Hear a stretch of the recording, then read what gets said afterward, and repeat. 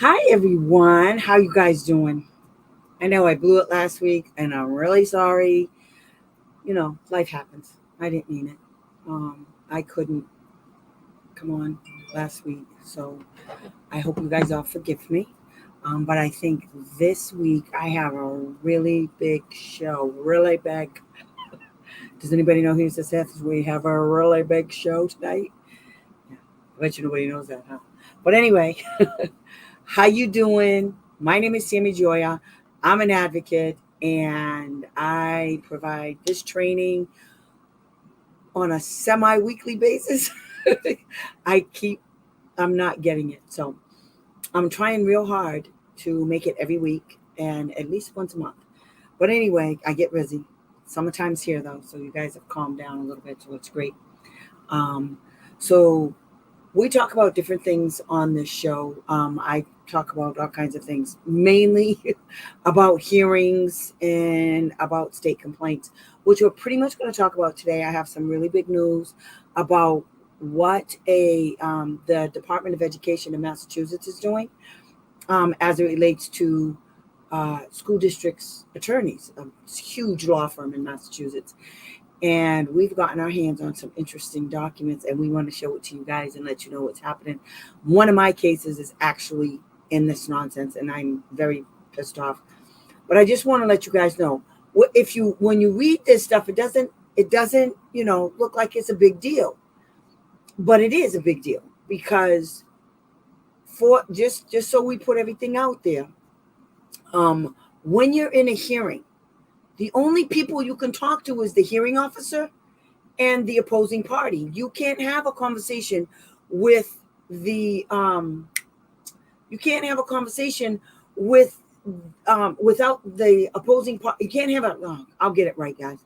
You can't have a conversation with the hearing officer without the other party being present. Well, you also can't have a conversation about the case with the director of the Department of the Bureau of Special Education Appeals. She has nothing to do with the case. The only thing she did on your case in Massachusetts is assign a hearing officer. That's all she did. So there's no reason for the opposing party's attorneys to be contacting her on her text message. Well, I don't get it. But when you really read some of this stuff, it's like, what are you doing exactly? Why are you bypassing the hearing officer and me, the opposing party, with scheduling issues? So it's almost as if when you read this stuff, I'm gonna show you what I'm gonna show you guys what it looks like, and what it looks like is a hot mess. So we're gonna talk about that later. Hopefully, I'll be on a my mind will work right because my mind and my mouth is not working right now. So anyhow, we also have a special guest, and her name is Kelly LaRoe, and she's an advocate and among other things. And we're going to talk. So it's going to be her and I and you guys talking about what we see. So I hope you guys can join us today, and we're going to have some fun. So I don't know where everybody is, and I don't get it. But anyway, I'm just going to keep it rolling. Keep it rolling. So anyway, I hope everybody is fine. I hope you guys are having at least things calm down a little bit um, after school let out in most states. So I hope your summer's getting better. Why don't you guys tell me what's going on with you right now? Massachusetts. Oh, hold on. Yes. I'm going to beat you. Okay, invite. Let me see. All right, copy the clipboard. I'm going to send it to you again. A long time ago. Shh. Let me send it to you. Okay, guys, hold on just a second, okay? Okay, I'm hanging up on you. Bye. You got it? Okay, bye. Okay, so I'm going to beat her up as soon as she joins us. I'm going to beat her. I don't even know how this works, so I hope she can get in. I've never done it before like this, so we're going to find out how this all works. Hopefully I'll get notified and she'll come in. But anyway, so we have Kelly, and we were supposed to have a parent, but I'm not sure if she could come. She had to work. She didn't think she had to work. So I wanted her to come so that she could give you her perspective on what she just found out about being a part of the text messaging with the hearing officer. So yeah, we're gonna have a problem. I don't. Why is this not working? Hold on, guys. Okay. I don't understand. Let me just do it like this. I'll do it again. Email. She just coming. Kelly, where are you, Kelly? Oh, there you are. I'm here. Can you see me? Yes. How are you doing? I am good. How are you? I love Okay. your So we're blue. gonna Can you hear show me okay? this. So everybody, this is Kelly. Whoops, I'm gonna put you back. Okay. Everybody, this is Kelly. And she's our she's our friend. Kelly's our friend. So, Kelly, why don't you tell everybody about yourself? I can't see everybody. I can only see you. Nobody's there yet. Oh, Oh, wait a minute. Maybe people are, and I just don't have it because I'm dumb. Okay, robot. so I just got to do this. Hi, everyone. Let me see if anybody's coming.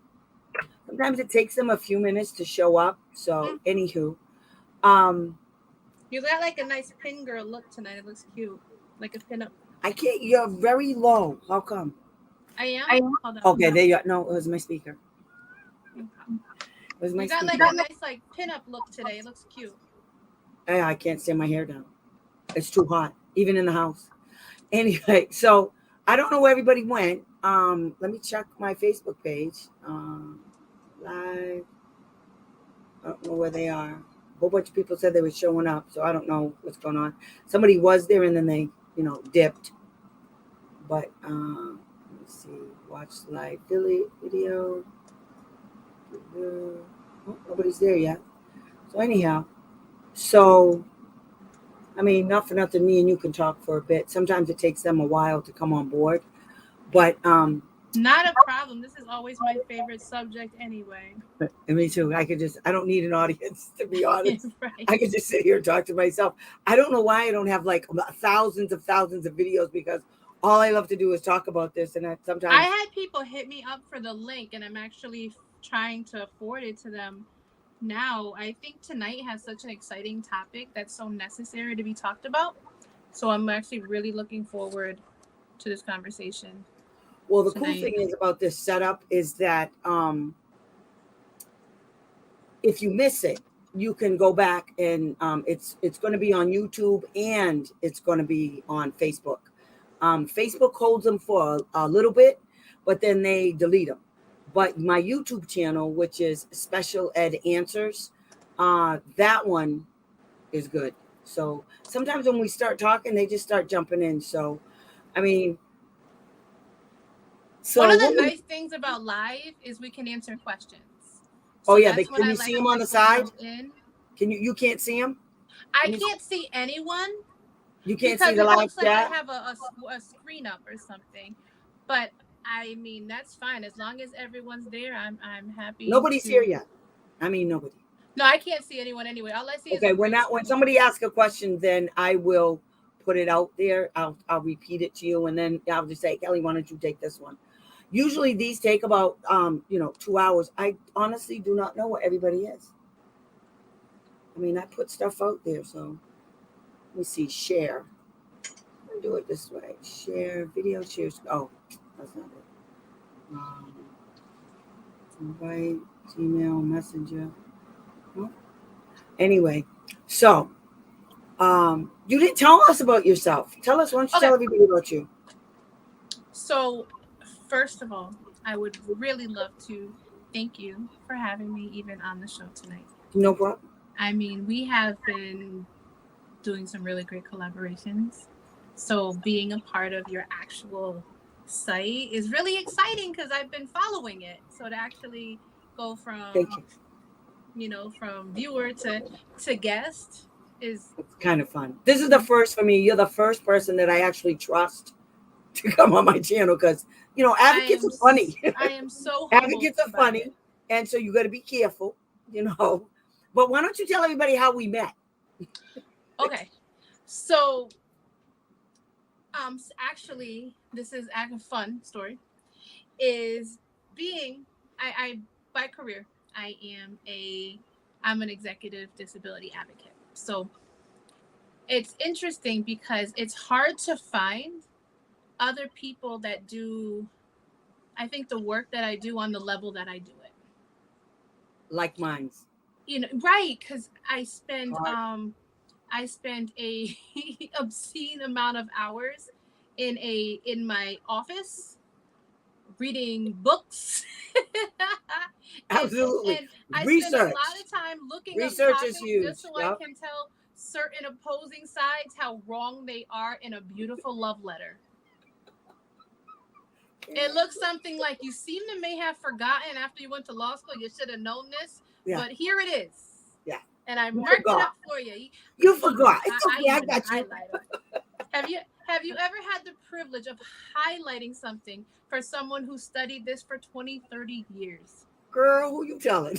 That is so much fun. So They have I no idea how they make our day. They just don't. right. So I had a case that I did, and it was a part two, and it was a very long, just a long case. I mean, at this point, the particular hearing that I'm involved in is, I think by the time it's done in October, it will have been 4 parts.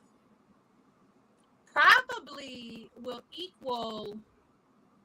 I think it will be way over 20 something days.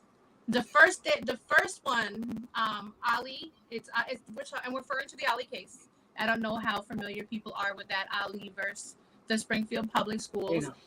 It was actually described by the commentary from Crabtree as the never ending, most contentious case being heard.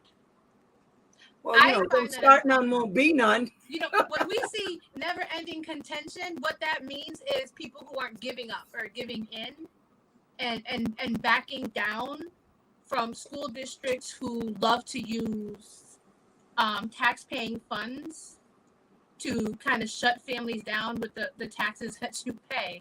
So, in an essence, if you really break it down, we're paying them to shut us down. That's really, when you Well, really that's the look at same it. thing. I mean, they're supposed to be educating our kids, and instead they're taking that money and they're putting it in their pockets. Our kids, I mean, everybody's getting paid, but our kids aren't getting an education. I got a problem with that. I mean, I'm funny like that, you know. So I don't know, but no, the reason I asked you about this is tell them how. Oh, I know exactly what you want to hear, and I'm Yes, gonna because get it's to it funny. because Well, what because you're it goes living over directly to there, what we're doing. That's what why. you're living over there in your cushy, beautiful, in a different state. I was so frustrated by a ruling, and I'm gonna be. Oh, let me get a little light. I don't even think the Ali two decision was ever published publicly.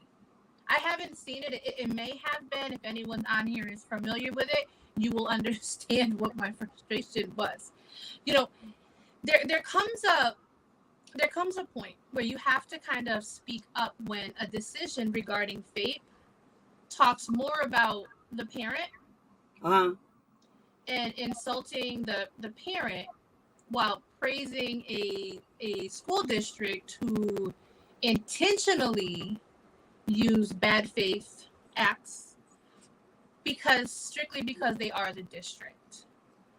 Um, you can't you can't make I'm it up. listening to you. So I read I, the I, People I want to read come the on, and I don't know how they're decision. not getting it. I get angry, and one day I'm sitting there, and I said I am going to read every decision this hearing officer wrote because I want to see if I really am the problem. You know You you're the know, problem. self I don't know what's the problem reflection with you. You know you're the problem. self reflection is so important in this because I don't care how long you've been doing it, you will find things that we can improve on and do better and change. But you're doing it with good intentions. The decision that came out was terrible. And when you talk just some examples for cases that happened, bad faith acts that happened in mine. The child is a young Black student of color who went on a historic Black college tour. School district refused to respond to provide services during the hearing. It was said that they didn't provide services because there's nothing academic about a Black college tour, while having provided services anytime the student involved and attended a white college fair. And I try to stay, bringing up discrimination of that type, it's something that you want to be really careful with, but but when it's intentional and the exact statement comes out of a school district's mouth, it's something that I find that a hearing officer ignoring those facts is in itself a per se violation. Okay, guys, wait a minute. I'm going to interrupt you and tell you something. So, okay. So, just so you guys know, Kelly has a way different flow than I do. She's way more calm. You know, me, if I was in her position and somebody did some great stuff like that, I'd be like, excuse you. You know that was discriminatory, right? You know you can't say that because you're I don't know, how do you say lawyer? And see, now everybody's like, what are you talking about? No, Kelly's way more refined than I don't have time. I don't have time to be refined. I just cut right to the chase because for me, I get results like that, but it's just in my nature. You know, when people I'm not liking how dark it is in here. I'm trying. You need a light. You need a light right in front of you, darling. Can you see? Like, do I look dark? Yes. I look dark, right? Yeah. Get a light. Get a light. Yeah, I think I'm gonna go get a light. It's okay. Nobody's here yet. Oh, one person is. Hi, whoever you are. I can't see them. They didn't put anything in there. We're just getting started, so you didn't miss anything. What's her name? Colin said they can't find me. I don't know why. I'm everywhere. But they said they can't find me, so I just sent them the link. So hopefully they'll be able to get in. So and another advocate, another who actually was my mentor for years, Miss McGovern, Andrea McGovern is supposed to be joining. I sent the link, and I think this is important that a lot of advocates and different people got invited to your link, because again, as I was getting into it, this is a field that will make you feel very isolated. People don't understand why you're spending 30 hours in your office just, doing things, but you're making magic. So again, they got it. Get back to the topic. I was so frustrated with the decision that turned around and said, wait. You still don't have enough light. I can see you. I know what you look like. Okay, take that light and put it in front of your computer. Like put it behind your computer. It's a pendant. You can't do that. Yeah. I'm on YouTube watching Kelly and shit. Okay. Yeah, she's playing with the lights because she's cray. Yeah. Okay. You're gonna have to go to the store. I'm gonna show you tomorrow. Me and you will talk, and I'll show you my equipment. Actually. And your son's going to hold on. Actually, I have another light right here. Let me see if I plug this one in. I have all my light to the left, so that's usually where I have all my stuff that I'm when I'm doing legal research while I'm on the camera. Uh-huh. So all my lights are like to the left. Let's see if this helps. Hold on. Hi guys, I'm glad you guys could join me. I see you guys are popping in. I can see at least that's way better. We just got started, so you guys didn't miss anything yet. Kelly's talking about her and her stuff and that she's an advocate and what she's into and stuff. So we haven't really got into the juice yet. We are just starting. My name is Tammy. For all of you who don't know me, I'm an advocate. I've been an advocate for approximately 25 plus years. And my training, thank you very much, Massachusetts, came from Massachusetts. And now I'm nationwide. So if you have a problem, usually I can step in and I can help you guys. It depends. Sometimes I can't do a hearing in some states, but most states I can. I can do a lot of stuff. And I've helped a lot of people so across the nation. But my main thing is right now I live in Pennsylvania, and I have more clients in Massachusetts right now than I have anywhere. It's like all of you guys keep following me everywhere I go, which I appreciate because I love you. I want you guys to move here with me though. But anyway, I've been advocating for years. I've gone all the way up to the Bureau of Special Education Appeals several times since 1995. So they're very familiar with me. And most of them I know, most of them I've gotten in trouble. A few of them I've gotten in trouble. And we'll go into that. But tonight we're really just going to talk about some of the shenanigans that's going on at the BSEA. And just for you guys to know, this has been going on for years and years and years. This is not new. What we just got, that's just proof. Because, it's hard to get the proof. I have a couple of, a few things that show what is going on at the BSEA level and why we just keep losing. I don't get it. I don't know why people think this is okay to do, but we'll get into that in a little bit. But yeah, I've been doing this for years. I absolutely love it. I mean, my eyes crossed, one shuts. I mean, it's just, I love what I do for a living. It's a lot of fun. It's a lot of work too. Don't get me wrong. I get pissy quick. I mean, I go from 0 to 60 in about 20 seconds. Absolutely. But it's because, it's the kids. For me, it's all about the kids. I don't care what the parents say. I mean, I want to know what you have to say, and you do count. But if I got to choose between the parent and the kid's going to win every single time. I usually walk into a relationship with a client, and usually I call my parents, and I tell them, this is all about the kid, and for all intents and purposes, your kid has now become my kid. So anything that I do, I would do with my own kid. I would do because this is what happened to my kid, and this is how I react to that. So that way you guys understand me. You understand how deeply I get it. And it just disgusts me that there are grown people that would do this to a little kid. A teeny kid minding their own business, didn't do nothing to nobody. And so we have to play these games. And so we're going to play the adult games now. So after a couple of years now of doing this is the first time, guys, I've ever had a special guest. And believe me when I say Kelly is a special guest. We've only met like in the last couple of months. We've had a relationship that has grown tighter and tighter to the point that we constantly call each other. And I have another friend who I want to get on here too. And she's an advocate in New York, and she is awesome. Like a little mini me, but she's like her. She's like Kelly. She's real refined and stuff. Don't care. Okay, you guys be refined. I'm going to be cray. I don't care. It's sometimes you got to fight fire with fire. That's me. I'm fire. They're nice and calm. They're a nice summer breeze coming in your house. Meet fire. Why don't you tell people how you lied to me when I asked if you were Tammy Joyous from the BSEA? Well, she's crazy. Who wants to know? Well, she's crazy, people. She calls me up out of the clear blue sky. I don't know her from Adam. And she says, hello, is this Tammy Joyce or who's this? I get a lot of telemarketers want to know who Tammy is. So I said, who are you? What do you want? And then she's like, oh, shit. So then she tells me who she is. And I'm like, well, how did you find me? She said, well, I read this thing about you with Lindsey Byrne. I said, oh, you read the little piece of nonsense that Lindsey Byrne wrote about me because she got her feelings hurt, because she got in trouble with Dalla? Really? So she decided to slam me. Oh, let me tell you what this woman did. She slammed me good. You guys can go look it up. Kelly found it.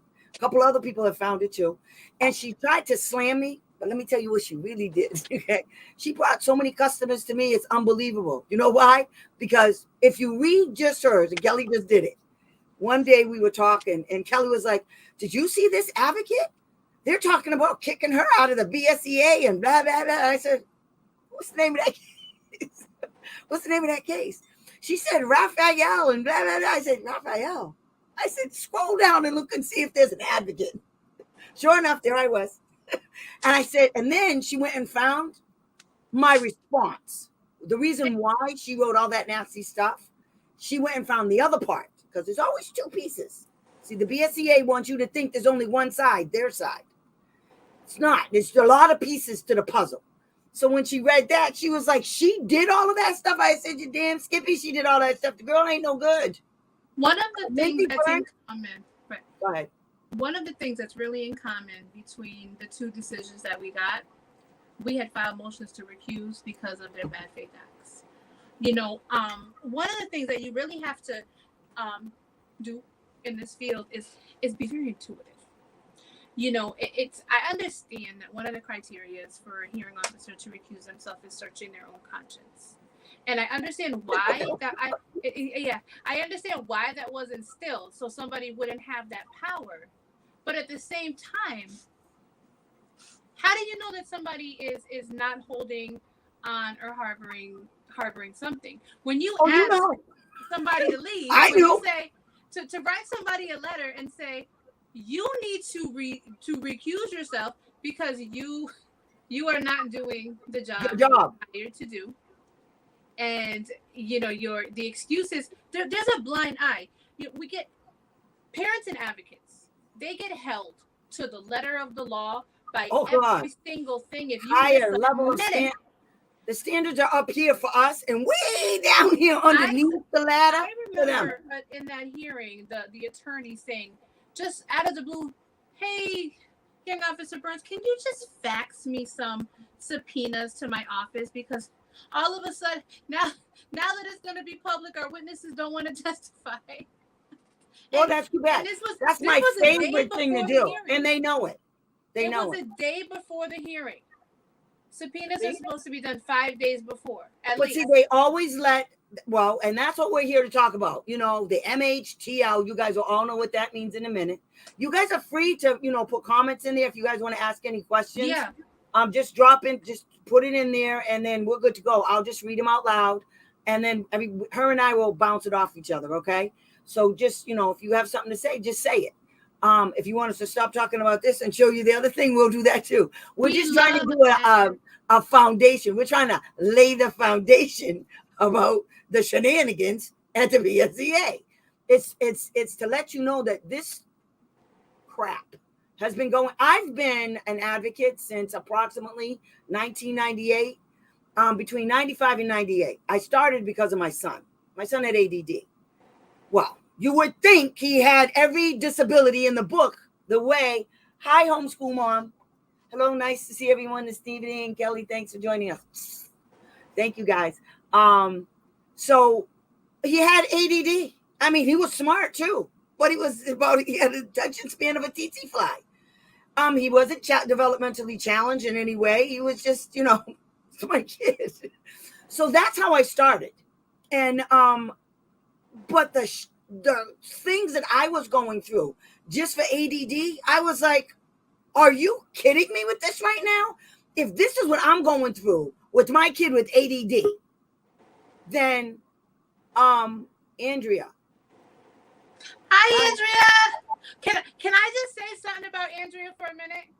Andrea had a case, and I'm not going to say what it was, where she had the most expensive settlement, I think, in the history of the BSCA. She had a client who was sent to a residential in the West, paid for by the district, where they had to fly the parent back and forth. And it was when she tells the story of her client, it's phenomenal. I think it must have. I think can you imagine a out west placement? And they want to talk about we don't. Here's the thing: you guys don't know this, but like in the private schools in Massachusetts, well, there was one school in particular I was very close with. It was called Chamberlain.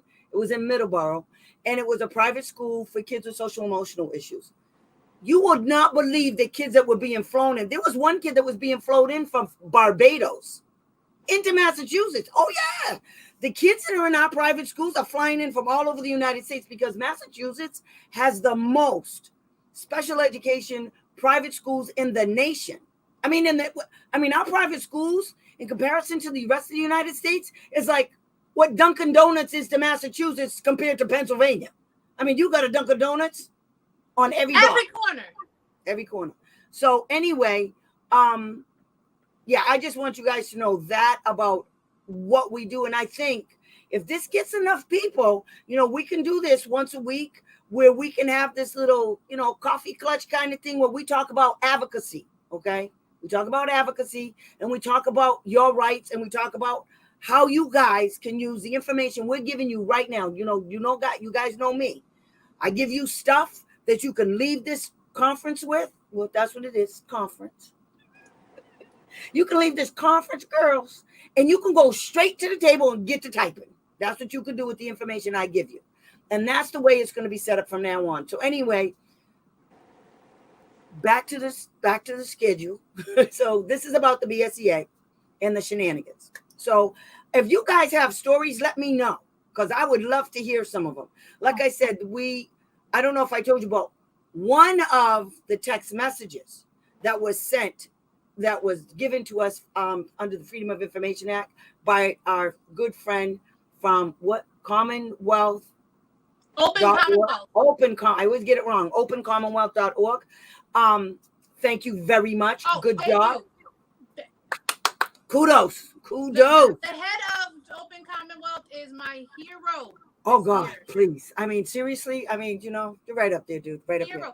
So anyway, right up here, way up here. Oh. But anyway, one of those cases is mine. And as soon as Kelly's reading it to me, and I'm like, what? What did you say? Did you say LS?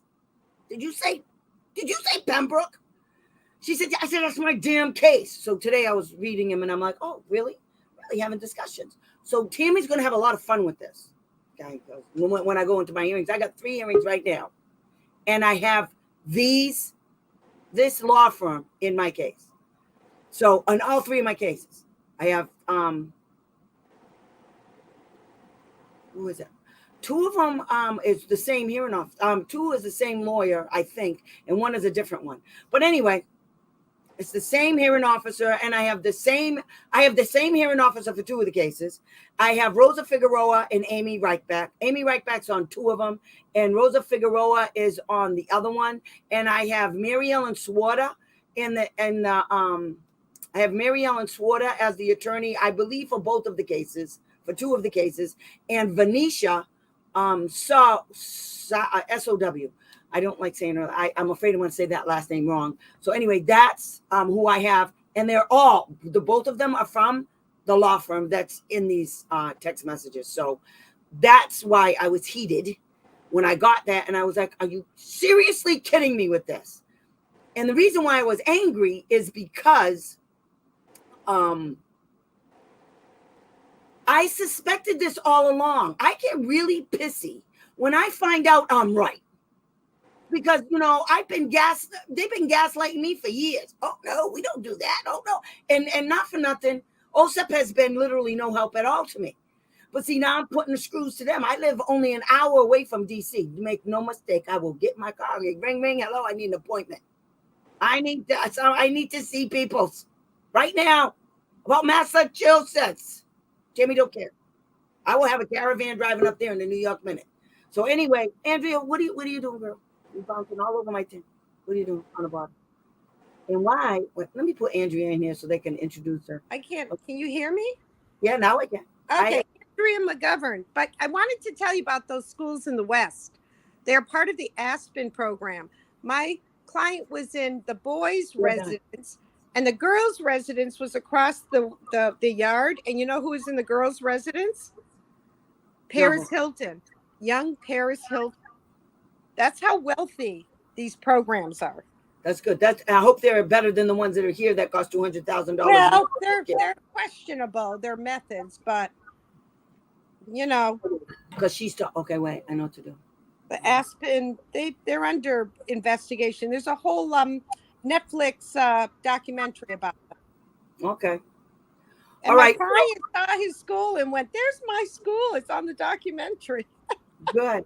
Amy Friedman here. My husband runs over. Hi, Amy. Thank you so much. We love you guys. He couldn't be on tonight, but I will pass along your message of thanks to him. You have no idea. This is like, I think I'm going to take it, Amy, and I'm just going to frame it. I'm moving. So I'm going to print them, and I'm just going to print it all over the wall. You see how crazy I am? I'm seriously thinking about that. But thank him so much. It's just unbelievable.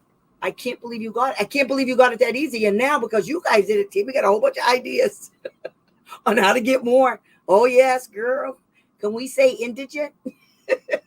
Well, there's anyway, I'm going to talk to you. Tell him again, thank you so much for joining us. I really appreciate it. And I will do it next time. Tell him we're going to invite you guys again, if that's okay. I don't like to post stuff on other people's site without your knowledge. So I'll always ask you first. And then I'll, if you give me the okay, I'll post it and we'll do this. The guy is amazing, really. I don't know how he does it all. That's what Amy said about her husband. You got a gem, girl. You got a gem. I'm telling you right now, this is so cool. I love it.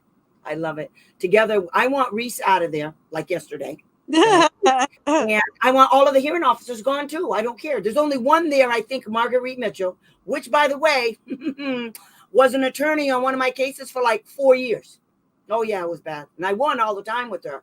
but she was also one of my clients. I mean, one of the attorneys on a case. But I didn't see that in any of this over here. She just got hired though. Is Ann Scanlon still there? I don't think so. I think she was. I loved her. She was my William Crane. Yeah, William she worked on a case when she was an attorney for a family before she told me that. Nice. When I was in a hearing, she told me that she used to work, and then she left. She wasn't even there that long, but she was so good. She was just fair, and I can deal. If I lose, I'm good. I can deal with fair. What I can't deal with is underhanded, sneaky things that go on behind my back, and then I find out. Like, for instance, one time Lindsay Byrne, she's no longer there. Ugh. She decided. Well, I was in this heavy duty case, and it was Marguerite Mitchell that was in it too, and we were supposed to have a hearing in Malden. So this, I gotta bite my tongue, but this person decided, Lindsay Byrne decided, that she was going to change the venue. Yeah. I'm clear blue sky, like she has the right to do that. She does not. A party has to request it in writing to the hearing officer. Right. And then both parties have to agree. She can't just change it because, the school district asked her, we're just going to do it. No, I can object. Yeah. So anyway, when she did it, I objected. Yeah. That witch came back and had the audacity to tell me that I waited too long to file the motion. I said, what? So I said, good. So that was right around when Dala did the overseeing of them. Like 5 years. I filed a complaint. Yeah. She was the first one that went in front of Dala. Yeah. And I did it because I can't stand her. And then what she had to do is she had to give me another hearing date, which she didn't give me until 6 months later, after Marguerite Mitchell asked her for a hearing date. I sat on it. I wanted to see how long it would take her to do it. And that's what she did. And on another case, like Kelly was talking about earlier, she, what else did she do? I made her recuse herself. She wrote all the horrific stuff about me. And I was like, well, you roll down dirty, rotten. And I said, good. I want you to accuse yourself. And then I wrote down all the things I wanted her to say. Her rebuttal was a whole bunch of nonsense about me.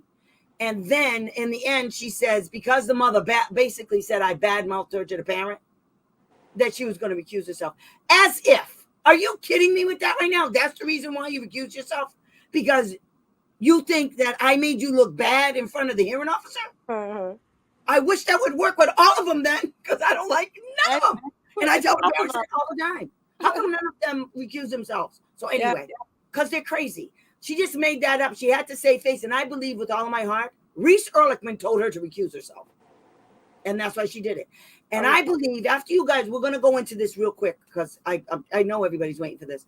I apologize. I couldn't hear anything for like 5 minutes. Oh. That's why I logged out and came back in. So I may have missed some stuff. And so if I touch on anything that you guys talked about, just all of you are talking now. That wasn't like that before. I don't know what happened. I couldn't hear anything. I was just going like this, and you guys must just think I'm crazy and like to play with my ears. Andrea, you look lovely. Go to my Facebook page. Goodbye. I'm on there right now. I want to kill you. Bye. Fill in. One more people. Anyway, I'm glad all of you the two of you can talk now because only one of you could be heard before. Now all of you are. So anyway, after reading these texts, I've come to the conclusion that the hearing officers appear to be just a puppet. And Reese Ehrlichman is the one that's the puppet master. So rather than go to the hearing officer and talk to the hearing officer, these people are they're doing a bypass. They're going around the situation and they're going straight to Reese. So Reese is doing scheduling like, like in one of mine, she says, where is it? And this just happened. May 25th, this just happened. I'm in a hearing right now.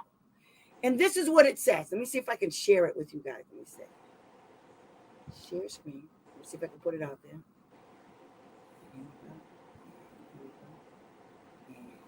There you go.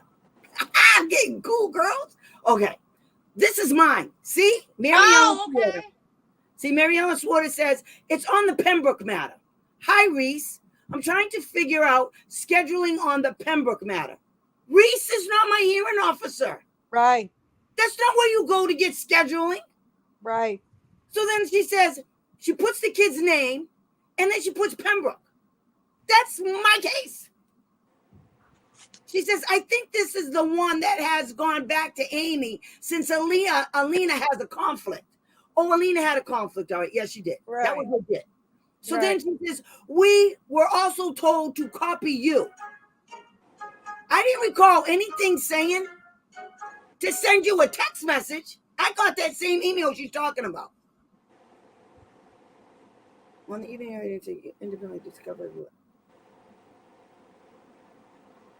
I do want to just say, I noticed the last 2 years, Reese has been taken over more and more because of all the dysfunction of the hearing officers. There's been so many complaints.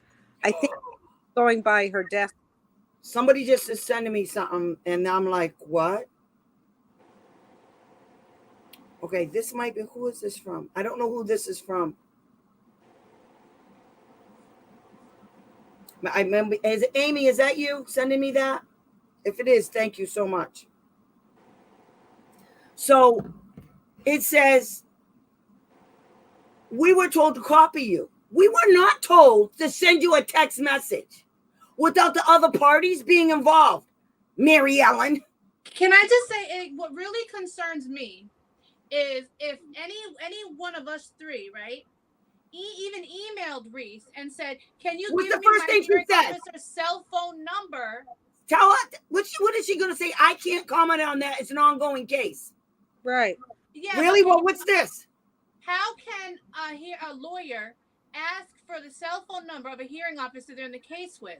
That's ex parte. Yeah. So if the families and the advocates don't have the cell phone numbers of the hearing officers, or can't call them by pet names like their nicknames, there's a problem. Well, here's the thing. She says we still need an auto hearing notice, a conference call, and a hearing date. Any chance you can help? Why can't Amy do her job? Why? Wait a minute. You guys don't understand. On that particular case, first I had Amy, and then Amy had to leave to go to, she has grand jury duty. Right. She was going to be gone for 3 months. Yep. So then they gave me Alina. Yep. Okay. So Alina was on there, and then okay.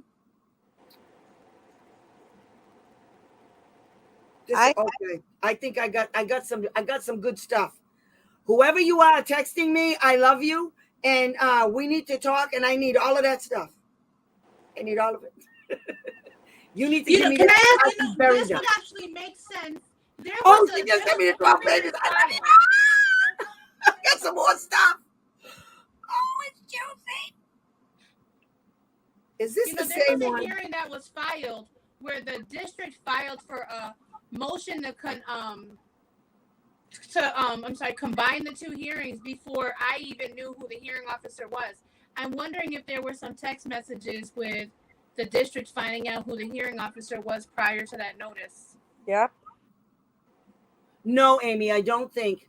Amy asked, do you think parent attorneys are getting this kind of access? No, I'm not. For all intents and purposes, I'm just like them. I've actually been told by the BSEA that they treat me like an attorney because I've been up there so many damn times. It's Amanda. Kitty criminal.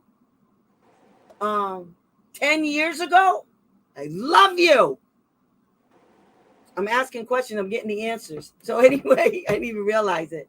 Thank you. It's Amanda. Okay.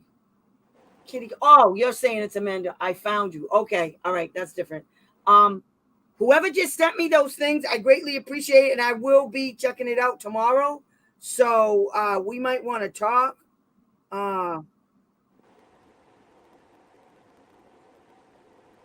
Wow.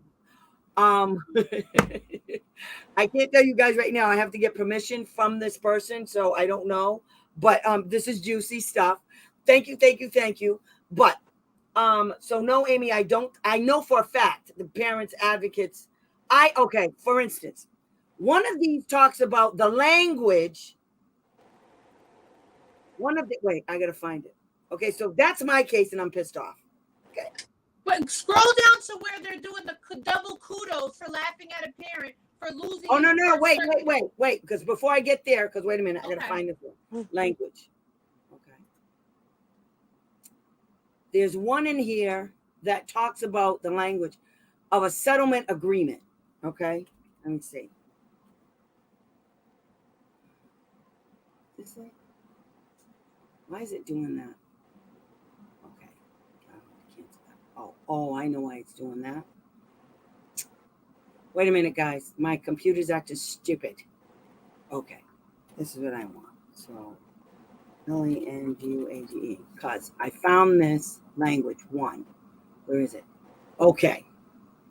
Check this out, guys. So, there's I think this is right after it.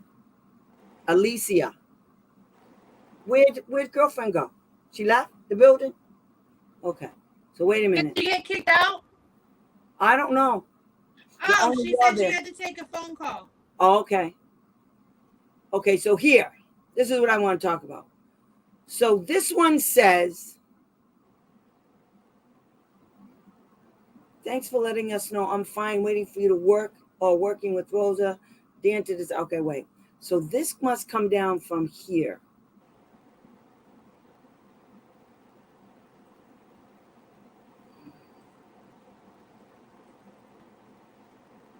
Okay. There's something in here about the language, except would like language that says Wilson certified. So I'm trying to figure out what she's talking about. What language? What is she? I don't know if she's talking about an IEP or she's talking about. Read the sentence because it looks kind of far on here. Oh, no, wait a minute. Okay. So I can't tell where this sent from iPhone. So okay, let me do it this way. I wonder why there's so many spaces in between. Oh, why? Because you know what? You know why. I'm back. Hi, girl. Hi. Okay, listen. So this one says, this is from Mary Ellen. So I don't know if it's going up or going down. You have permission. Oh my God. Collins, I love you. Is Collins on? Collins on my phone. I have permission. So tomorrow, Collins just gave me some stuff. It's gonna make you guys' eyes cross. Are you forwarding it to me? Because I haven't received it yet. I don't want to block you. It's 12 pages of text messages. Oh boy. About her kid, and it was released because of OCR. Oh boy. She independently discovered it via records obtained from OCR. Damning evidence against MHTL. Oh boy.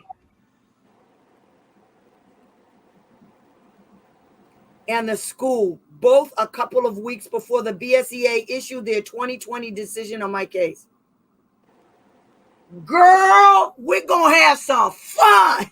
Can you send that to me?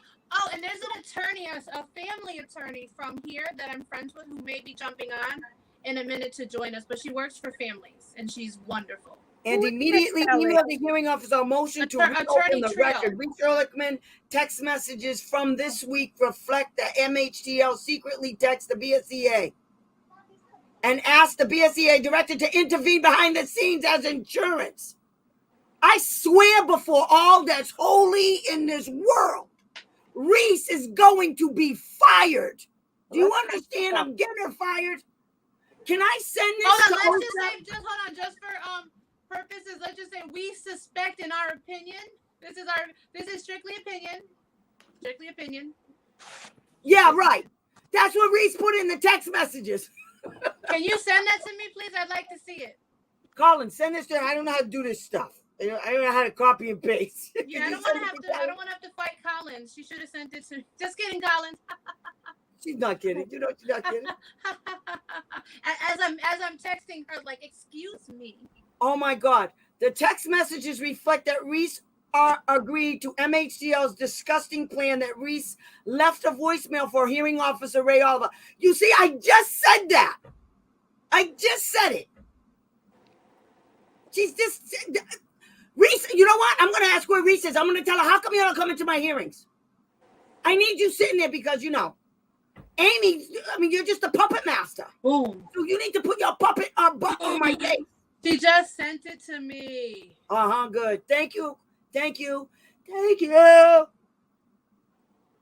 This is so bad. So I think this is a part of it. When I was reading this earlier,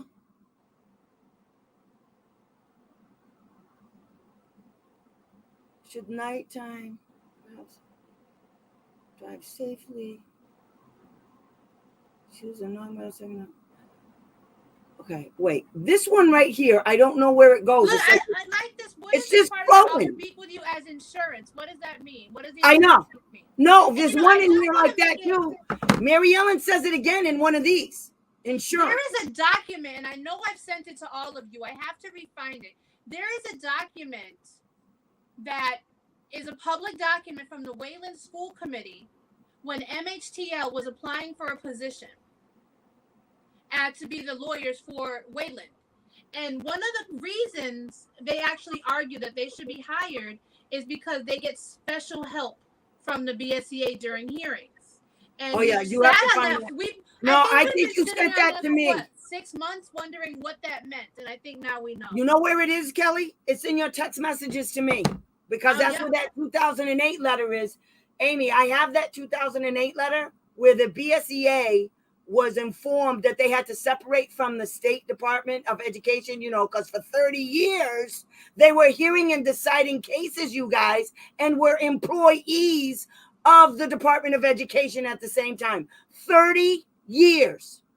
When OSEP found out about it, because it was the commissioner that passed away, he died. His name was Chester Mitchell. I always get his name. He has two first names.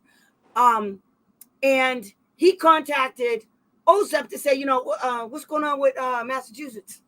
Massachusetts gets to be work. Their hearing officers get to work for the Department of Education. Really?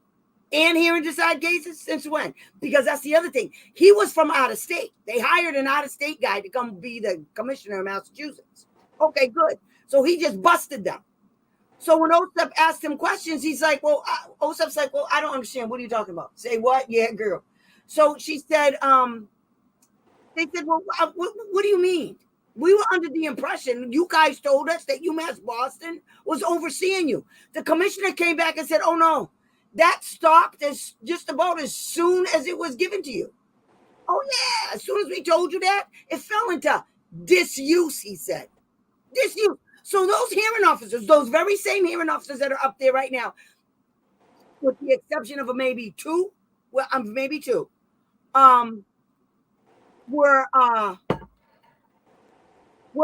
hearing officers 30 years ago. Okay. And what they did is their great solution to the problem was that they had to move from the BSEA in Malden, you know, what is that, 75 Main Street, Malden, to where they're at now. They had to move to Dollar. So now they're under the Division of Administrative Law Appeals. And that's because of the previous commissioner busting them for doing what they were doing. Okay. So I say this to you because this is not a shock. These text messages, no. These are not a shock. It would be a shock. Actually, I'm gonna disagree. I was actually a little shocked that people who spent so many years in law school didn't realize that they, you know, the number one rule is don't ever say something that you don't want read back in court. Well, here's the thing. Donald Trump was impeached on this stuff. Okay.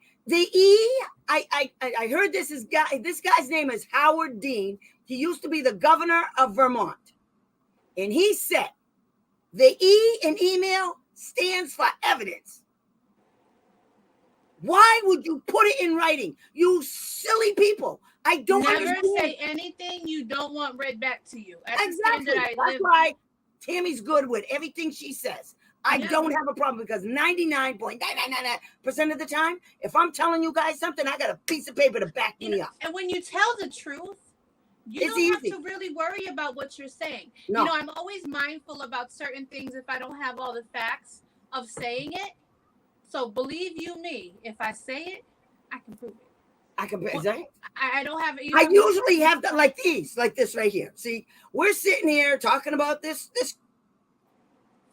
nonsense over here, and what do we have?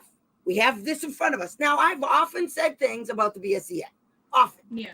And what I've said is, you don't get a fair and impartial hearing, and the reason why I said all of that stuff is through my own experience. Now, a lot of people could say, "Oh, you lost, so you're sour. You're a little salty because you lost." No, I'm not salty because I lost. I was salty because I lost because the hearing officer refused to look at the evidence. It would be different if the hearing officer actually listened to testimony and the hearing officer actually, put it into, the way it's supposed to be used by a preponderance of the evidence. But the hearing officer deliberately ignored all of it. I can't even tell you guys, I was up at the BSEA several times. And sometimes when I have to go up to the BSEA, I drag in a whole bunch of people.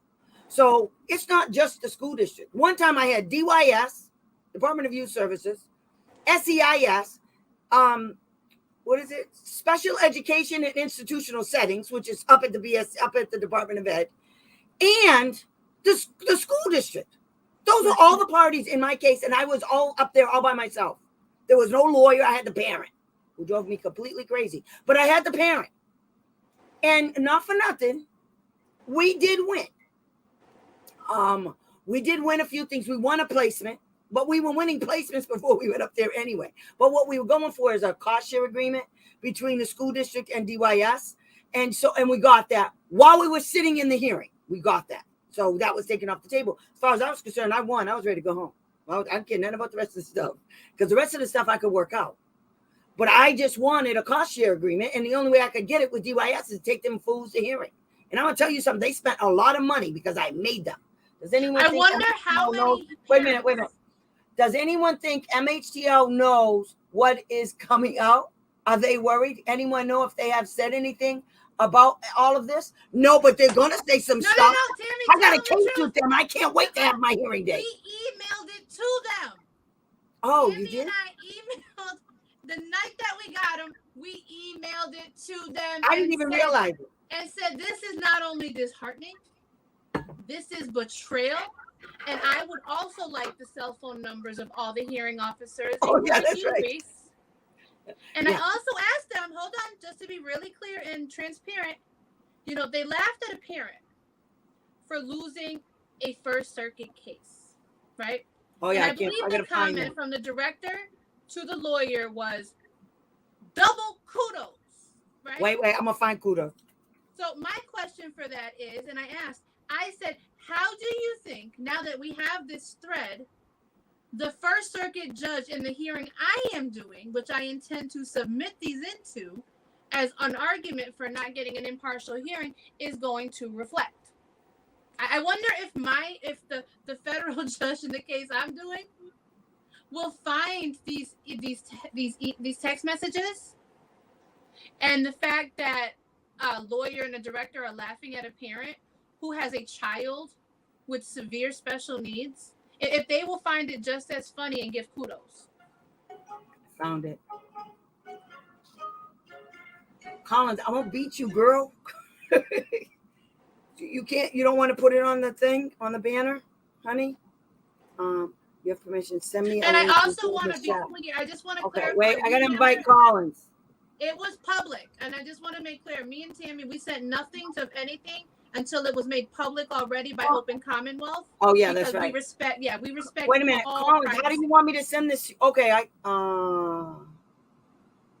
don't know how to do it from my phone. What are we sending?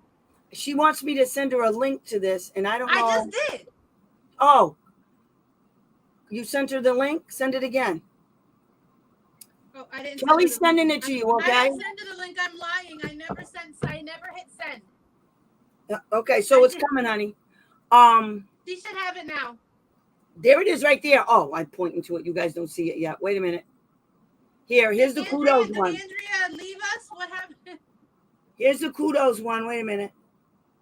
Double kudos. Wait. Thanks. And we won the G appeal in the First Circuit yesterday. As you probably also know, kiddos to Felicia and others. Again, it's pretty good. It's a pretty good week. And it's only Tuesday. This is MHTL talking to the BSEA.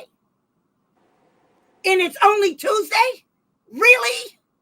Oh, really? How about if you guys don't have any cases? How about that? Because I'm telling you guys something right now. You guys need to stop filing for hearings. Just stop it. I'm about to show you guys something that you never thought you could probably get. What if I told you that the State Department of Education, PRS, can take away funds, can withhold the entire Part B funds from a school district because of a corrective action for one kid? What if I told you that could be done? What if I could show you it could be done? That the SEA has the power to do that to a school district. You know who doesn't have that power? The hearing officer. The BSEA doesn't have that kind of power. Okay? I am not the one. I am not playing with these people. All right? But this is what they said. Can you imagine? And it's only Tuesday. Mary Ellen, could you kiss her butt just a little bit more? Hi, Reed. One thing I want to say about, that, and the part that really bothers me, I feel like the BSEA and the lawyers, they have a right to be happy when they prevail. That is, there's no dispute in that. They're allowed to, right?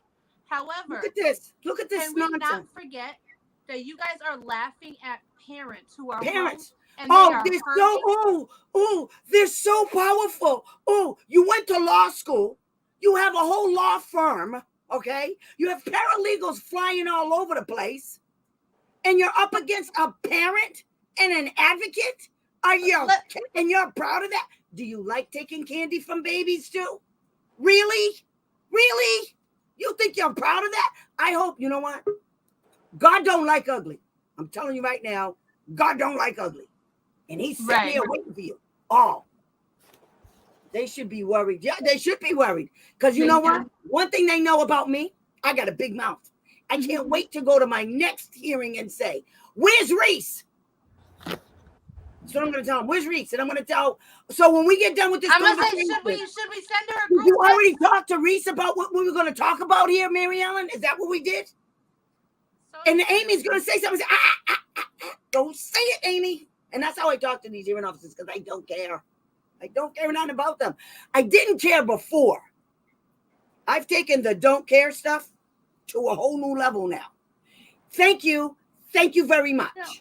At the end of all the jokes. So did you get any reply to the email? Not yet. We didn't get no reply. And I just sent another one to OSAP, Laura Duos. And I asked her point blank. So this is okay? Really?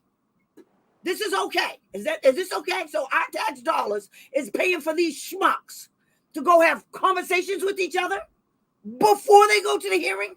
You're kidding me, right? So they can line up their ducks? Is that what we're doing here? Because the big scare we paying with and the advocate is going to scare you? So you need an army? Seriously? See, this is why they hate me, because I get really loud. And you guys, if I'm loud on your thing, just turn the volume down. I don't know how to control my voice. I'm loud. I don't know how to do it. But we didn't get it. But as soon as I start getting answers, I'm going to start sending stuff. I'm going to just put it out there for everybody to see on my YouTube channel, on my Facebook page, on my website, everything. By the way, you guys, could you do a girl a favor? Just do a girl a solid. If you're on my YouTube channel, could you hit subscribe? Could you hit like? Could you hit follow? And could you please put a comment in there? I don't care if you just say hi. Because, see, here's the thing.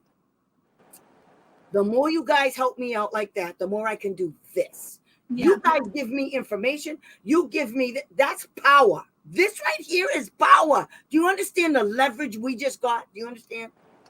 See, I'm not afraid to use it. I just need you guys' permission to use it. Now, this was under the Freedom of Information Act, so Tammy's gonna go get me some too. I'm gonna get me some Freedom of Information Act stuff. That's what I want. So this was actually not Freedom of Information Act. This is Collins. Hi, Colin. This was public records under mass law, which Open Commonwealth is a guru of, and has been doing a lot of free work for the public to get this information and then disseminate it. So big kudos to, if we're giving kudos to anybody, it's going to Open Commonwealth, not to Murphy Hess. Oh, definitely. Murphy Hess is a bully. Yeah. Also, that text message where she's giving double kudos, it's not double kudos on one case. It's double kudos on two cases that they're gleefully rejoicing about. One of those cases happens to be mine. Is this you right here? Is this it? Thanks. And again, we won. No, go up. You're missing. Go up up a little bit more. Next page. Yep. Keep going. Here. Yep. Not sure if you're closed off today. Just in this case. Hold on. Right. Hold on. Here it is. Yes. Same player. So they get double kudos because it was two. Yeah. So then go down. So go down. Right. So these are all out of order. If you I have I reorganized all the pages and I can tell you exactly what it says. You did? You're such good. I did. I printed them off and then reorganized them.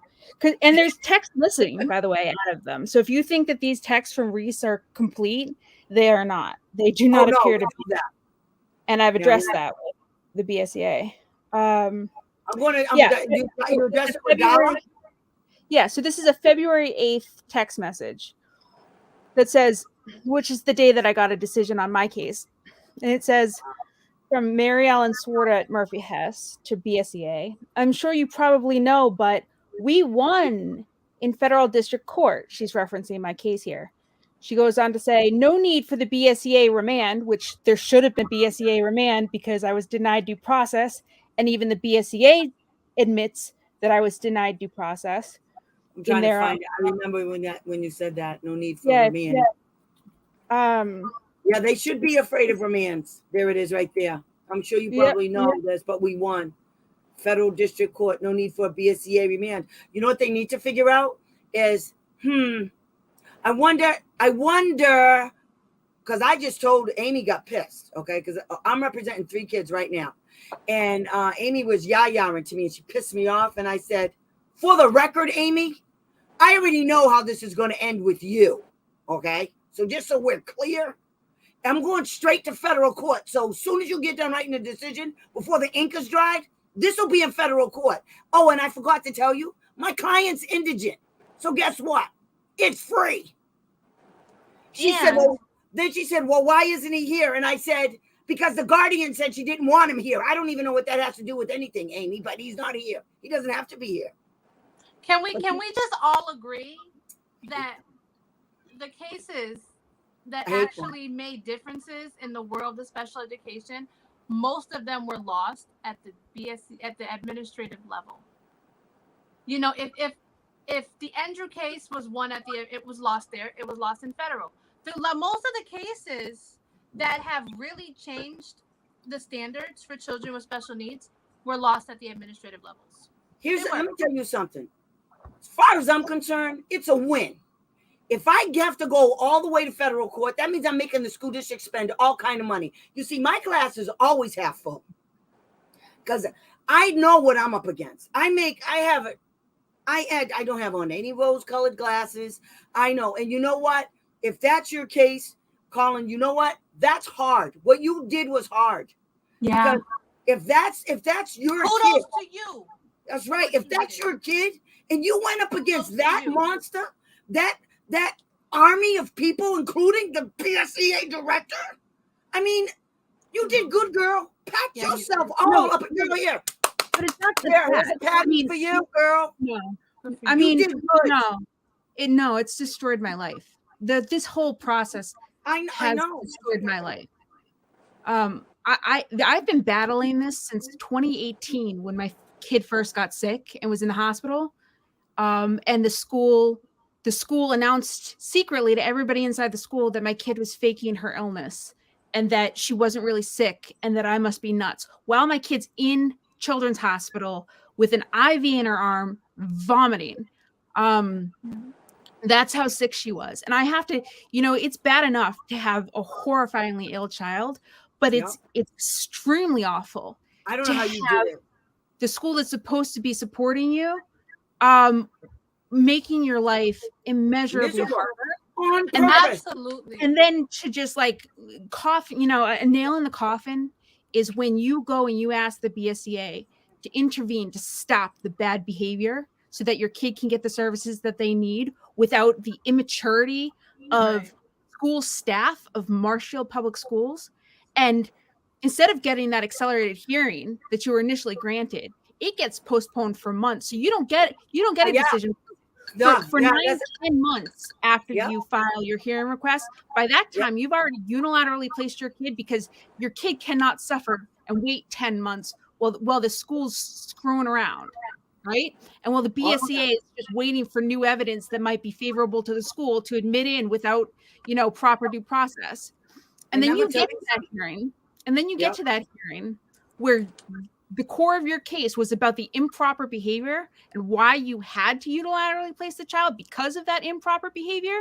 And the hearing officer says, I don't want to hear anything about what's happened in the past. I want to go forward looking. I want to look at the new IEP that was created 2 weeks ago. Mind you, I filed my hearing request months prior. This was not part of the hearing. And then he issues a decision on whether those... Who was that? Ray Oliver? Yeah, Ray Oliver's final decision before he retired. He would have got chewed out. He would have got chewed out at the hearing. Oh, he would have got chewed out. So what these records reflect is that after he retired in 2020, there's 2022 text messages from 11/8 saying, I know Ray will be thrilled. I need to follow up with him. Really? I thought he was retired and was not allowed to have access to my child's records. He asked me to call him after the decision was issued. I may have lost his cell. Can you send it to me? Just found it. That's but wait a minute, because the cover letter to this said that a couple of these people were. Oh, okay, I know why. So Ray didn't write this because the cover letter said it didn't have the thing in there from the people who were no longer at the BSCA or at MHC. No, all of these text messages. But this was about him. It wasn't him writing it. Okay, now I know why. All of these text messages that were disclosed this week are Reese's text messages. So they're from whoever it says at the top, Alicia St. Florian or Mary Ellen Swarter is the most of them. I think Elizabeth Sherwood, it has a couple of things in there. But most of them are Alicia St. Florian or Mary Ellen Swarter from Murphy, Hess, Toomey, and Lehane. And they're all to Reese Ehrlichman, the BSCA director, and then back from Reese to Murphy, Hess attorneys. Mm-hmm. And this pisses me off so bad I can't even see straight. I mean, but you know what I've learned?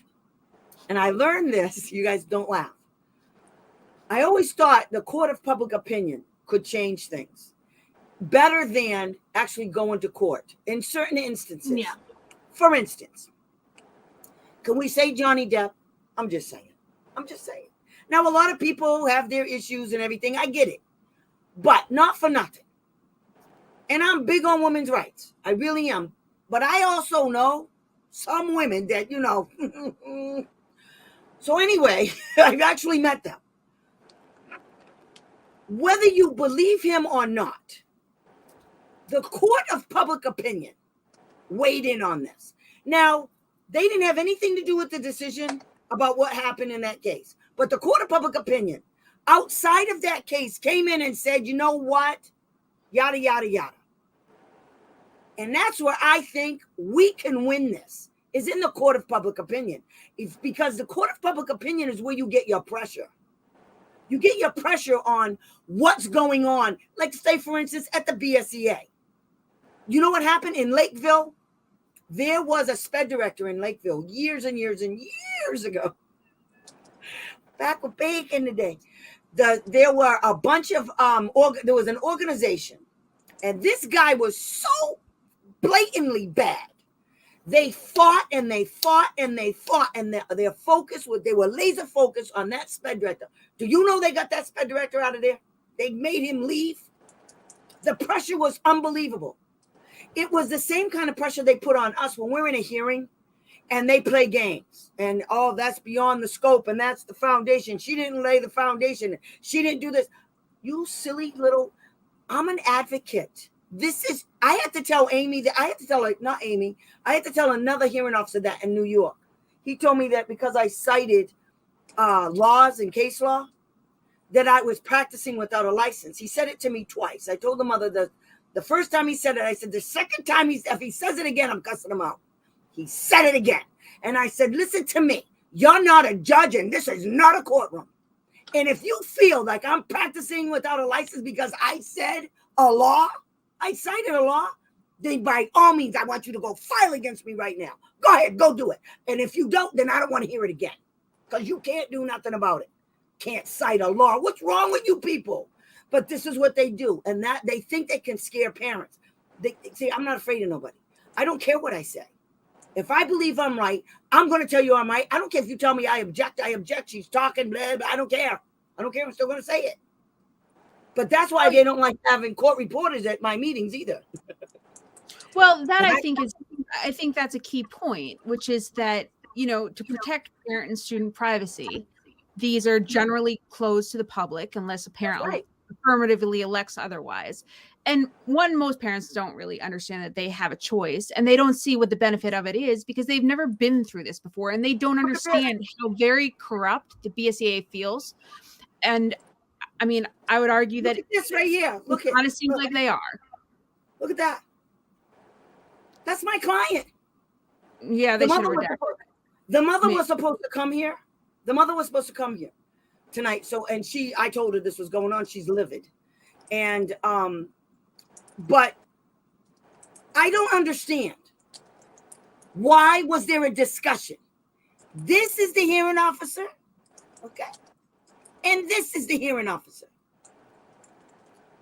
So why is Doofus up here talking to Reese? Yeah.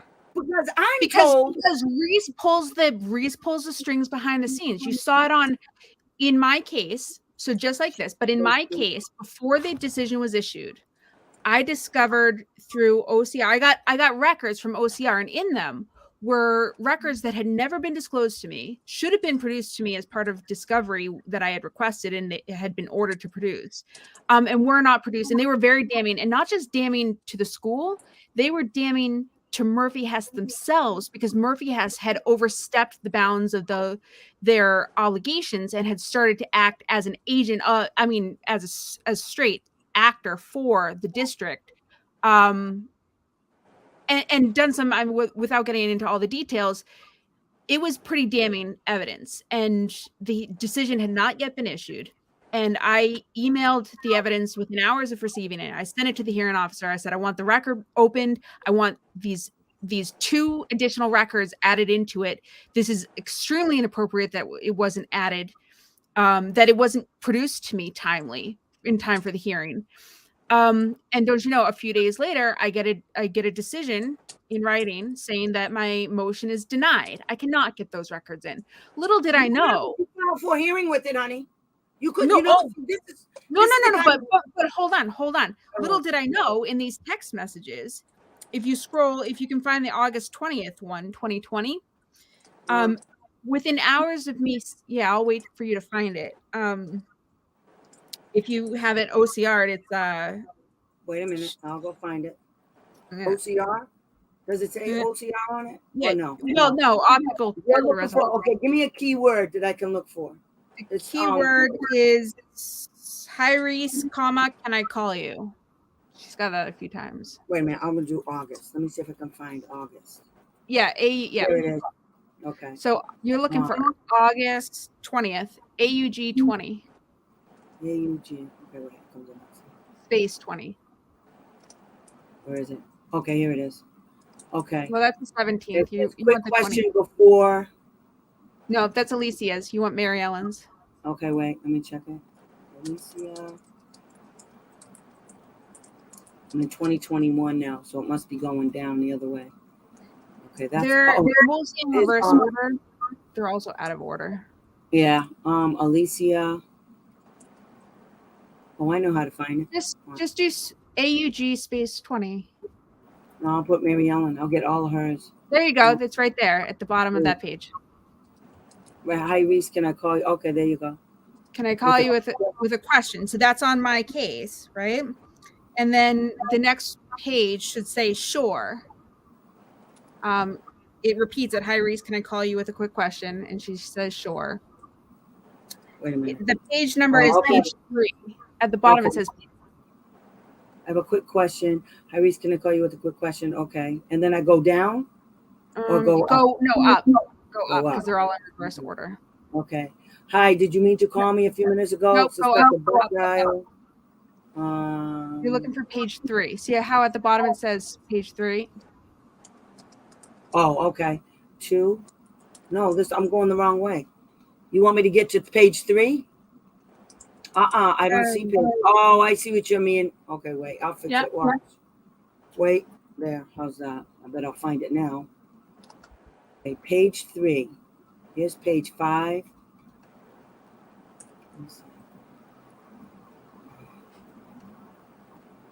Page 3. So, okay, it's page 3.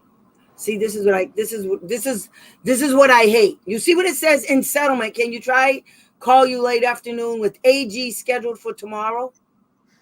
What? I don't even understand what that is. Okay. Hi. Where you want me to go, girl? I'm on page 3. And it says, hi, this is about Ray's decision in our recent conversation. Sorry. That's also my case, but that's a different page 3. She's got them numbered a bunch of times. I just want to before you talk with the AG's office about the 504 concern in the decision. So what did they do? Did they get in trouble with the AG's office? No. So hold on a second. No. So you're on the wrong page 3. Which I don't think exists as a problem. So something happened with that case right there. Oh, okay. Search the word I'm inclined. Yeah.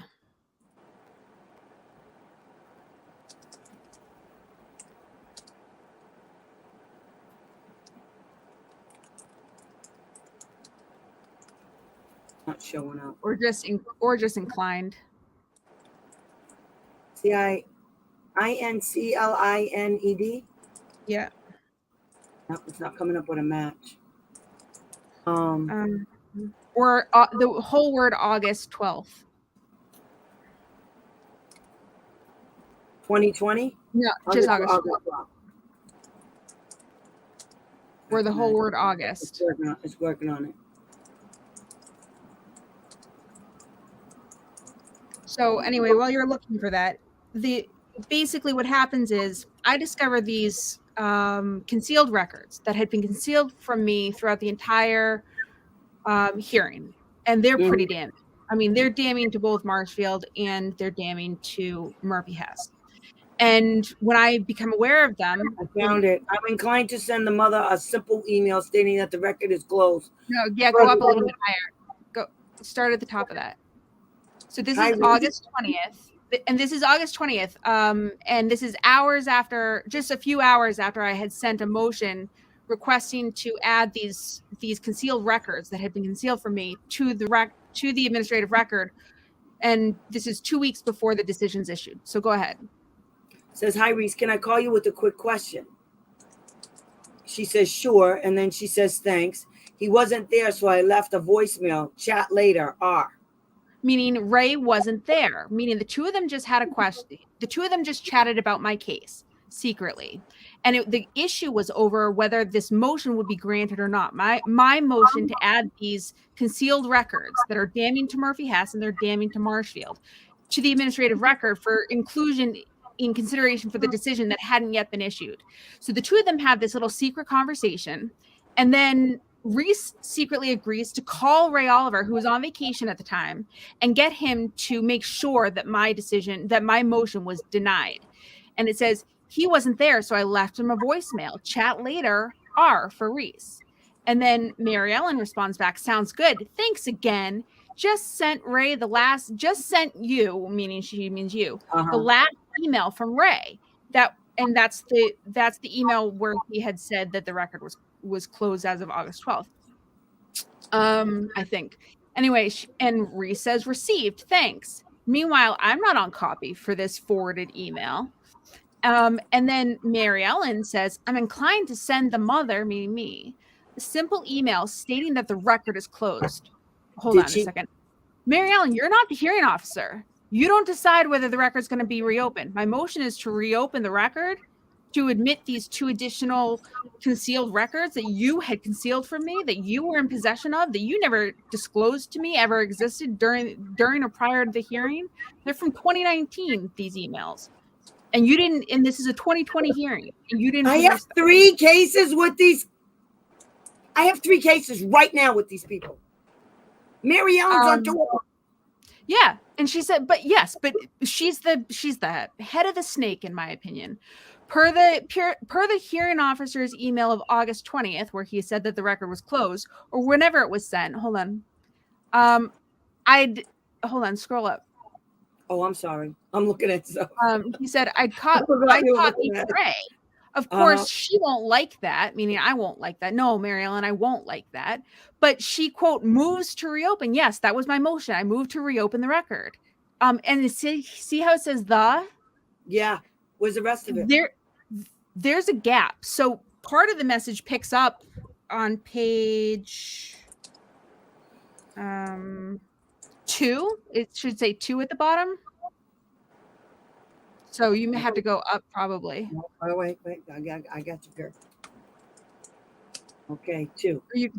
Or you can look up the word injection. It took me. Okay, wait. The message, the top of the page starts with needs my injection.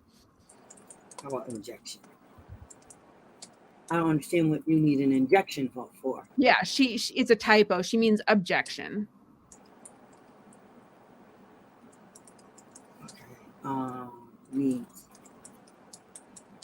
Needs my injection.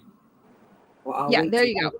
So the last message was cut off, right? So the last message has ended with, of course, she won't like that, but she, quote, moves to reopen the, and then there's a gap in the message thread. And then the next part of that message ends with needs my injection, or I'll wait to hear from you. Objection, right? Mm-hmm. So what that means, putting this into context, is the 2 of them have just agreed that my motion is going to get denied. So Reese, who should not have any say into what's going on and was not part of the hearing, she did not sit through all the evidence. She's not the hearing officer. She's the manager of the hearing officers. She and Murphy Hess, Mary Ellen Swarta, have just secretly agreed that my motion is going to get denied. All the question is right now is, now that they've decided this, should Mary Ellen... Who was your hearing officer, Ray? Ray Oliver. Yeah. And he wasn't even in this. No, he was on vacation. So I didn't get a denial of my motion for days after this. But the 2 of them have agreed. Reese has just left Ray Oliver a voicemail making sure that my motion gets denied. And then now the discussion is just, should Mary Ellen send an official objection or not? Now that it's already been decided, just to paper the file, should she put an official objection there so that, I can't complain about it later? And Reese you at my hearing. I want you at my next conference call. I want you and Kelly there. We're gonna start some shit. You need open Commonwealth before, during, and after that hearing. Oh, Amy, honey, I need you there. Can you come? I got 3 hearings with these wombats. I need you sitting front close. Well, what's the point? What is the point? Wait a minute. Amy asked me a question. If a parent wins and the district appeals, is the BSEA advocating with the parent at the Fed District Circuit Court, at the Fed District Court, or just prepping the record and standing silent? Yeah. They're supposed to defend. I mean, the BSEA shit. The BSEA is supposed to issue a decision based on a preponderance of evidence. Period. That's where it lays. And then when the parent appeals, they're supposed to send the entire administrative record to the courts. Period. They're not right. In a normal court, when you appeal from a lower court to a higher court, the lower court doesn't come up and start arguing as to why they should defend their own decision. That's usually not how it goes. But in this backwards, kind of asinine process that these pro se parents, I mean, honestly, some of them can afford attorneys, but a lot of them cannot. So I'm going to say pro se. Parents have to not only fight the school district, but have to fight the BSEA when the two of them are in cahoots, apparently, from these text messages all along. And you have no idea. I mean, I'm telling you, I'm gonna compile all of the emails of the allegations that I have made to OSEP about this very thing regarding the BSEA. I have spoken to, back in the day, Ken Keenis was the person monitoring Massachusetts. And I told him all kind of stuff. And nobody even looked into it. But Massachusetts, not for nothing. But this could end the BSEA as we know it, honest to God. There you go. See that? Because confirming that what you sent in an email is on target. You see, listen to me. I'm telling you, if this doesn't end him, I'm going to be on the warpath, because I'm telling parents, you people need to stop wasting your money and filing for a hearing. You need to stop doing it right now, because it is rigged. Reese Ehrlichman is the puppet master. That's who she is, and that's what I'm going to sign in my name. I'm going to say, hello, puppet master. I gotta say, on that part, on the filing, I see that part in a different way. The sad part is, with agreeing with you and the other side, I think families need to just have their eyes open that when they go it's too hard, Kelly. That they're most likely going to be going to federal court. So when you're studying, no, most families can't. They can't go to federal court. They don't know what a federal. They don't know any of that. The money that it costs to get in the. First of all, I mean, I actually had an argument with a lawyer from a school district that said parents can't file in federal court. I had to send them the federal law that they can. Mm-hmm. And then when that didn't work, I had to call OSEP and have the person at OSEP send in a policy letter saying that, because they're stupid. That is more reason why people should be logging into your show, because the gems that are being dropped in these types of shows, I know, Amanda, are thorough and can support. It's not reasonable to say families shouldn't go. Sadly, it is a requirement to address administrative remedies. It's a requirement. I know. And Amy says, wait a minute. Amy says more information out there and help people. But I'm going to tell you something. Amy says, well, we haven't seen the text messages between the hearing officers and MHTO yet. Oh no, that's what I'm going to be asking for on my cases. That little twit over there, Ed McGrath, he's giving me my stuff. If I have to file in court, I'll be requesting those as well. And I actually just got. I might do it this weekend because I'm sick of them. I don't know what's going on in my cases. Back from them that I haven't gone all the way through, and there might be text messages in there, because I believe I requested text messages when I did my request. I just haven't had a chance to review everything because there's thousands of documents. I requested text messages. I requested all text messages and all emails on my case in back in April, and Ed McGrath refused to provide them. It's Open Commonwealth months later that gets a copy of them after my federal case is done. After my federal case is done. Ed McGrath. What you can do is you can sue the BSEA. You can go after them, not because of anything in your hearing, but because and this is what people don't understand. And I did it twice, so I know I'm right. People don't understand. You can go after the hearing officers while you're in your case. Now, hearing officers say you can't file. Rose is big on this, and so is Amy. You can't file. You can't file in court because it's interlocutory. And I'm like, I'm not filing against a decision you made in this hearing. I'm filing against you, MGL 30A and 801 CMR1, you wombat. Now what? Hold on, can we just take a moment and celebrate that I got 2 good rulings this month on breaches of confidentiality. 2. No.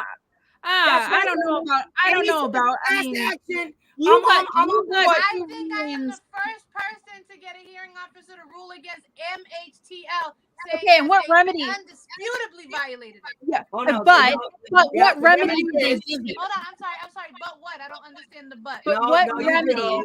But what was their remedy? So explain to the audience. An exhausted administrative remedy so I can move forward. No. That's But a what great did remedy. If No, it Hold on, isn't. I mean, if your exhaustion is met, Listen. you can go right to court. No, I do not want to give the BSCA credit for a win. I'll give you credit for getting it documented that the violation occurred. But I want to make it very clear. Letting an agency turn anybody into what they are is wrong.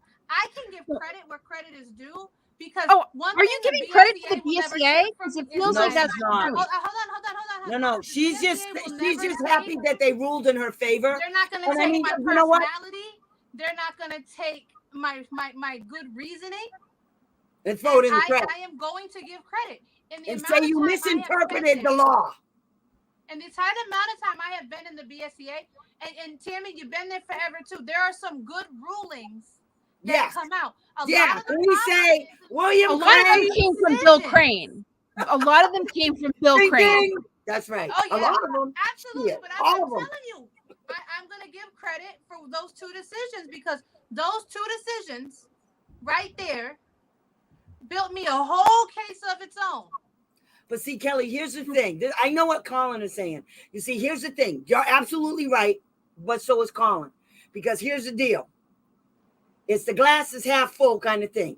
But see, you're the kind of person, you're going to take that and you're going to make it's going to be worth $1 million for you. But see, you look at the average parent and they're like, I lost. They don't see what we see. They don't see what we see. No, and I just told that same thing today. If you keep acting like a Debbie Downer, I'm going to come to the phone. I'm going to knock you out because I can't. Because it's hard. You get a win. You relish that thought because we don't get that many of them. You gotta have real thick skin. You know this type. An attorney that I actually loved from MHTL. I loved Attorney Tate. I don't think she's really kind of retired. But I will say she was one of the first people I did a hearing with, and I will say I haven't seen things from her that I have seen from other people. I'll just leave it at that part. So I don't have anything negative to say about her. But she was the one who told me a long time ago. She said, special education law is the most tedious field of law that there is. It's specialization. It depends. The answer really is. That's right, Amanda. So when I'm looking at hearings and I'm filing in federal, I'm having a ball. Like I'm having a blast because I'm opening up doors for even if there's a decision that doesn't always look favorable, somebody else can stand on your shoulders coming up the thing who's going to take that and figure out a way to flip it. So because I believe in growth, and I believe the bad acts, because they are bad acts that have happened. They will eventually, they'll get held accountable for that part. But my job as an advocate is to stick on that base by base. Because if I go into there feeling like I'm going to lose, then I'm going to lose. Oh, no, I go in. Okay, wait, I got to tell you this. I go in knowing I'm going to lose because let me tell you why. First of all, I've been doing it for too long. I was so bad at one point in time. I was up there one time and we were walking the halls and I looked at Reese and she was walking beside me with her little self. And I said, you might as well just give me an office. See that one right there? I'll just take that one. She looked at me. I said, well, I'm here more often than your own hearing officers. I said, just give me that office. Call it. Come on, Reese. But anyway, I look at it like this. I prepare for the worst. So if I'm prepared that I know I'm going to lose, when I lose, it's no big surprise because I'm already thinking about what's the next before I even do that. So if I lose, this is what I'm going to do next in this case. If I win, happy girl. I'm just a happy girl. But see, the other piece is this. When I go into this stuff, it's my whole heart. It's my whole being. Yeah. And so I take it really personal. I mean, it's like somebody came up to me and slapped me in the face. This is not my kid. But I take it real personal. And so I've come to the realization that there are bad actors out there, like MHTL, like Reese Ehrlichman, okay, who are using the children with disabilities, and they're lining their pockets with Benjamins. And it's the private schools that are doing it. I mean, I got 3 kids. One of them can't make a bologna. Well, 2 of them can't make a bologna sandwich. They I know a particular director Shut up. and superintendent who bought beach houses diagonal from each other in the Cape. That's what I'm talking about. And that's okay. All of that's okay. But so when I go into my cases, hi Ben, I don't like I try real hard not to do a hearing. I do everything in my power because Alternative resolution. oh my God, it's like somebody Look, just take a knife. I keep the book right No, here. I got an alternative resolution. Let me show you what it looks like. No, hold up a second. Because before we get on to alternative resolution, let's just bring up the fact that Reese Ehrlichman secretly off the books. There is no published document outside of Ohio that references this. But if you are a represented plaintiff, if you're a parent represented not by an advocate by an attorney, then you get a proper settlement conference, not with your hearing officer, which would prejudice you, but with the BSEA director, and that will never get back to the hearing officer, purportedly, right? It's all confidential, and if you don't end up settling and that doesn't work out, you're entitled to your proper due process proceeding before the hearing officer without having prejudiced yourself.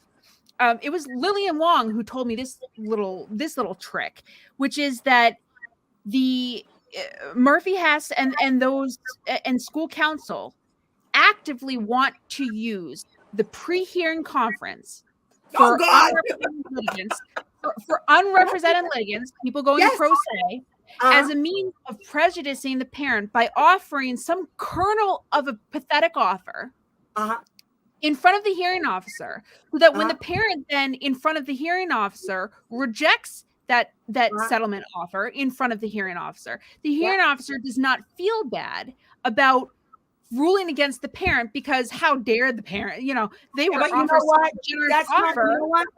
I would believe that except for one thing. They've been doing that to me for 30 years, and it doesn't always work. 99% of the time of all of the cases that I filed, I can count on one hand how many cases I were actually adjudicated. I actually won all of my cases because I got everything I wanted without going to hearing. And a good portion of them I got from Mary Ellen Swarter. Oh, yeah. I got my kids placed. See, a lot of people think that you win by going to hearing, going through full adjudication and getting that decision.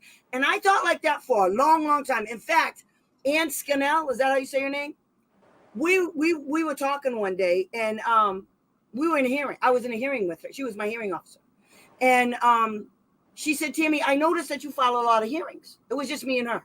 And I said, yeah, I do. And I said, I would like to win one. Now, I've won hearings in New York, but I can't win one in Massachusetts to save my life. I won one, partially. So she looks at me for a long time. We had been talking, and I asked her, it was a break. And I asked her, what did she do before this? And she told me that she represented parents too. And I said, oh, that's cool. How'd you end up over here? So anyway, we're talking. And she said, I looked up your cases. You file a lot of hearings. I said, yeah, I do. And she said, I also noticed that you withdraw. I said, yeah, I do. She said, let me ask you a question. She said, do you withdraw because you just withdraw, or do you withdraw because you got whatever you wanted? I said, I'm not a withdrawing unless I get whatever I want. Absolutely. And she said, that's what I thought. So if you got what you wanted and you withdrew, you know what that means? I said, no, what? She said, it means you're a good litigator. Yeah. I said, that's what I thought. I said, but I still don't like that. She said, it means that you have the ability to reach a solution to the problem without going through all of this. She said, that's a good lawyer. That's what a good lawyer does, Tammy. And I said, I get it. No, I said, but I still want to win one. Here's the problem. For your client, that makes sense. Okay. But it shouldn't have, how few cases get to the BSA in the first place? Parents shouldn't have to hire an advocate. Parents shouldn't have to hire an attorney. Parents shouldn't have to be at the BSEA. Yeah, that is the problem. There's no repercussion, right? So anybody who's listening to this, if you win at the BSEA, the most that you can get from the BSEA, the most authority that they have to give to you as a remedy is what you should have gotten in the first place. There's no punitive damages. It's a remedy to make your kid whole. That's right. what it There's is. no intentional infliction, but it doesn't make the kid whole. Getting No. 50 Right. hours of reading services that you wanna should have see- gotten 2 years ago, spread Okay. over 1 hour a week for the next 50 weeks, does not make your kid whole. No, listen. This is why I'm trying to tell you what I was trying to tell you this. Okay. So this was a recent decision in a complaint that I filed against a school district in Brookline. And this is what the SEA came up with, because I threaten them all the time, mind you. You know, they don't just do stuff because I'm a nice person. But anyway, this is what they said. So they said they owed the kid compensatory services 3 months. He's wrong. I'm going to refile and get some more. So he said it was from September to December. They have to develop a plan for compensatory services for this kid, right? So down here it says, this is the fun part, right here. So first I want to take that out. Wait, right here. All right, so I'm doing a whole bunch of nonsense. I like that pink highlighter. Shut up. So right here, see where it says right here? Failure to implement such a plan may result in the withholding of funds. Now, let's get one thing straight. That is not on every single decision from Who PRS. issued this? Who issued Matthew Nixon. Matthew Nixon. Well, wait a minute. It gets better. That's not the only one I got that on. I got another one just like that in Illinois. The state came back and told the school this? district. This is for a PRS Yeah, complaint honey. like this? Yes, honey. That's what I'm Okay. trying to tell you. Now, get this. You were just talking about how you doesn't make your kid whole. You know what you also want? You know what parents really want? It's not so much let's go back and get the compensatory services and then we make the kid whole. Because They want to stop. They want it to stop. They want it to stop. You know how you make it stop? Guess how you make it stop? This right here. Withholding of funds. The SEA has the power in a state complaint to withhold all of the funds at the district for one Could kid. somebody good. If Open Commonwealth's listening or anybody's listening, I would love to know how many times funds have It been doesn't withheld. matter. Listen, you don't Because- understand. You know why it doesn't happen? I don't know. I'm going to find out. I know it has happened. You know what? No, I don't know for sure. I know. Let me tell you what happens. Just like when the school district, when we file against the school district, we get to go to an appeal process. So do they. When the state withholds funds, there's a whole mechanism that's designed for them to appeal the decision and fight it and do all kind of shit like that. But here's the thing. Listen, Colin. If you make them go through that many changes, you won. Every time they have to go to court to go get that appeal done, every time they have to show up in front of a judge, every time they have to pay their attorney to write that motion, you win. And believe me, They honey, don't care. It's not their money. It's not their money. you If can they'd say that rather- all day long, but you know what? They do care. Because if they didn't care, then they would just say, F it, and just take all the money. Because nothing matters. I It think that don't matter. I do think that their attorney's fees are coming out of a general fund. And I that's what I suspect. But I think when it comes to providing services that cost money, that's where they're pinching their pennies. Murphy Hess on their website calls themselves preventative maintenance. That's why you see Murphy Hess joining team meetings with unrepresented parents. As reference. I'm See, referencing parents their have to get letter to upset. Hillary Clinton. Well, right? that's what I do. When I'm talking to these parents, and I think a lot of reason why people listen to me is because they don't take no shit. Okay, I don't take none. You see, for instance, Mary Ellen Swarter was at one of my team meetings not too long ago. She should have So- been. She shouldn't have Oh been. no, I Everybody's love there. it. You know why? Let me tell you why. Let me tell you why I like it. Yeah, wait, I Listen, just want to hear that. Why shouldn't Listen. she have been? Because school districts do have a right to bring lawyers, so why No. shouldn't she? Oh, no. I want to be very clear that there's not actually established that they have a clear right. So letter to They Hillary. do have Hillary they do Clinton- have a right. Hold They on. have a right to give notice. Let me explain. Hillary Clinton, when she was a senator for New York, sent this exact question up to the Department of Ed and said, "Are attorneys allowed to attend team meetings?" And I think it was OSAC DOE sent back a response. It's called the letter to Clinton. I saw I that. think it's like Yep. 1990 something. I don't know, 2001 or Yep. something. Yep. And it says technically how IDEA is worded, there's nothing to bar them from doing it. They're allowed to invite anybody who has specific knowledge about the needs of the child, yada yada yada. It's not very clear that an attorney who represents only the interests of the school district and who doesn't work with the kid and who doesn't direct the programming of the school and who's not really allowed to, right, should be there. Unless the parents' counsel is there, right? So if parent brings counsel, then the other side has a right to bring counsel. But if parents not bringing counsel, the letter to Hillary Clinton says that, well, technically the law doesn't prohibit it. It's strongly discouraged and should be discouraged if a parent is not there with an attorney. Right. And yet yes. So they have the right to bring the lawyer. It's only persuasive. It's not law. This is America. This is America. This is America, people. That's a public agency. The only time you can stop them, isn't it mediation or what is it? The team it's one of them. Resolution meeting. Yes, that's the only time you can stop them from coming, and they can't stop me from coming. So let me tell you what I disagree. I 100% disagree. I disagree. And this is a point of mine that I'm bringing up since Mary Ellen tried to come to one of my team meetings, and I would not. No, I objected. And I said, unless you're making yourself part of the team and all of your emails, and I don't want her part of my team. Hold on. But by being part of the team meeting, she's part of the team. She's having a say. There's, that I don't want her there. But that part's not true. There's predetermination going on. They're having a meeting about. No. I'm telling don't say that here because I do not want Mary Ellen or any attorney being a part of my team meeting because when I'm at the team meeting, then don't let her come to the team meeting. Don't let her come to the team meeting. Because if she's at the team meeting, if she's at the team meeting, she's part of the team. If she's influencing the team decision, if she's influencing the discussion, then she is part of the team. That means all of her communications are discoverable. It means she can be deposed. It means she can be a witness and it means that she cannot represent. Here's the problem with that, Colin. Getting that information from that wench or any attorney for that reason is going to be virtually impossible. Like, okay, look what just happened to you. Okay, you couldn't get it in your hearing. So why? See, I fight battles that I think I can win. Mary Ellen, I won that one. No, Tammy. Mary Ellen wants to come to my meeting. I put up a think about that. I put up a think about it. And did she come the next team meeting?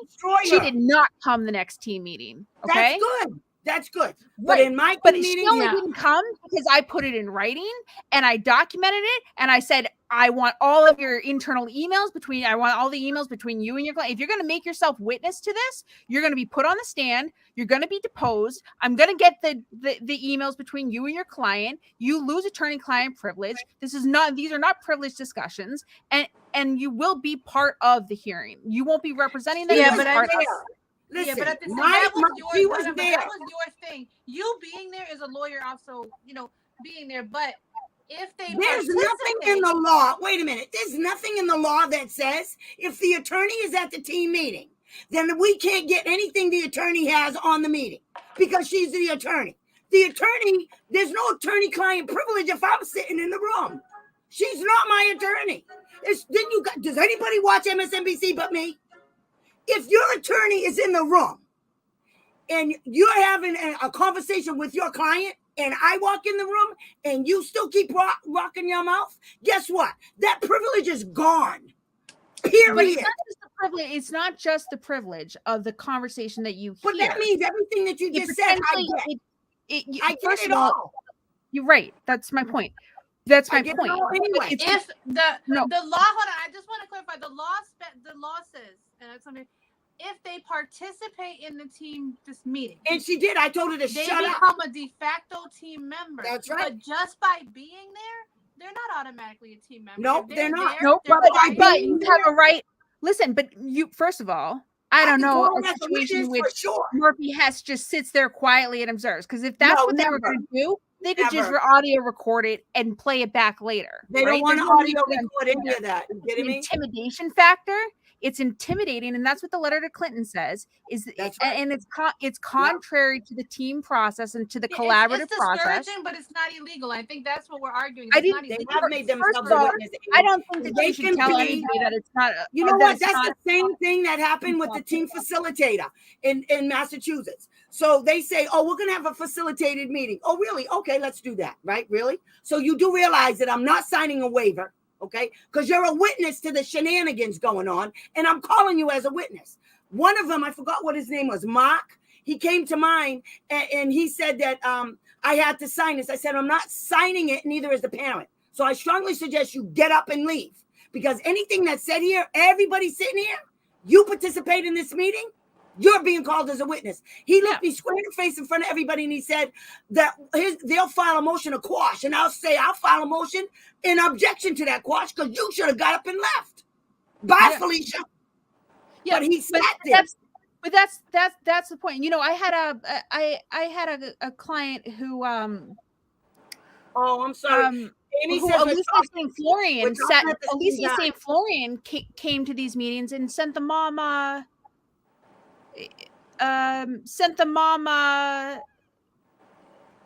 threatening letter for, like, I don't know, what was she was asking, like $100,000 for records, and she was asking for, and she threatened the mom's advocate with a cease and desist. Good. I will do it. That's because, you know why? Let me tell you what they do. They don't do none of that crap with me because I tell them, go do it. I dare you, go do it. Come on, let's play. What are you waiting for? Hello? I told Amy one day when I was in a hearing with Amy, and Mary Ellen Swarter was there. Amy was telling Mary Ellen Swarter what to go do because of something that I said. And I looked at Amy and I said, let me get this straight. Did you just give her legal advice? I said, go do it. I dare you, Aunt Mary, go do it. You have to challenge them right back, because if you don't and you play technical talk to all of them, then they're going to play this back and forth game. It's called gaslighting, and that's all they do. Right. A lot of crap, and you're supposed to be afraid of it because they're a lawyer. You know what? I eat lawyers for lunch. I don't care nothing about what they say. You got to back it up, put it in writing. You want to beat me? Let's do this. But you are not going to come to this table and try to intimidate me or my client. Right, Tammy? But Tammy, that's the problem. So you, me, Kelly, a select few out there, right, are not intimidated by this process or the people behind it. We are the exception to the rule. But that's what we're supposed to be teaching our parents. Like Amanda, my girl, she just said, Tammy tells the lawyer to shut up all the time. And my son cracks up in the meeting. The lawyer, one of the lawyers, let me tell you what happened to me. Okay. This is why I don't use that kind of strategy. I don't care nothing about what they say. I do what I want. I figure out a plan for myself, and I figure out the best plan for my client. I give them all the options. I tell them the good, the bad, and the ugly. And I say, this is our best field right here, because I can't take you to 90% of my parents are poor. They don't have the money to go to federal court. Right. They don't have the money to go to regular court. They don't have money to go to the state hearing. So I have to figure out all kinds of things to help my parents. Now, here's the other thing. So we go to a team meeting in Illinois. I'm sitting at the table. We just got the stupid state to come back and tell these idiots, hey, she's right, you're wrong. You got to give this kid compensatory services. And if you don't do it, we're taking the money. So we go to the team meeting. The stupid lawyer's sitting there, and this moron looks at me and because I'm telling him what's going on. I'm telling him what I'm going to do to them. And the lawyer gets mad, and he says, the parent needs to get another advocate because everything she's telling you is wrong. And I said, wrong? Really? Wrong? You do realize corrective action comes from the state against the school district for non-compliance of the regulations. That'd be you. I said, it sounds like the school district needs to get a new attorney because you're the one that has to go fix this mess, right? You know what? He hasn't said one word since. And there's been 2 more complaints after that. There are ways to shut these people down. Going to hearing, when we go to hearing, we're playing in their ballpark. They got all the equipment. They got all the balls. They got all the players. They got the best players in the world. We come up there like we've been playing in the little kids' pool over there with our stuffed animals and our plastic bats, and they're throwing softballs at us at 90 miles an hour. We can't play in that ballpark. But if we do, if we have to, then we got to make shit difficult. That's what we got to do. We got to make it hard. We got to make it long. We got to make it uncomfortable, because that's how we win. If you're a lawyer, you got a whole different kind of strategy going on. But, I became an advocate because I was a parent of a child with a disability. Okay. And when I realized what was going on, I'm like, what the hell? This is nonsense. Then I found out how much I like to do the investigation, and I love to argue anyway. So this is the perfect place for me to be. So, but now it's all about the kids. It's all about justice for them. It can't be just us. It's got to be justice. And it's always just us. And I'm tired of it. And I don't care anytime I get information like from Amy, like we just got, and from you, those are bullets for me. I'm just going to.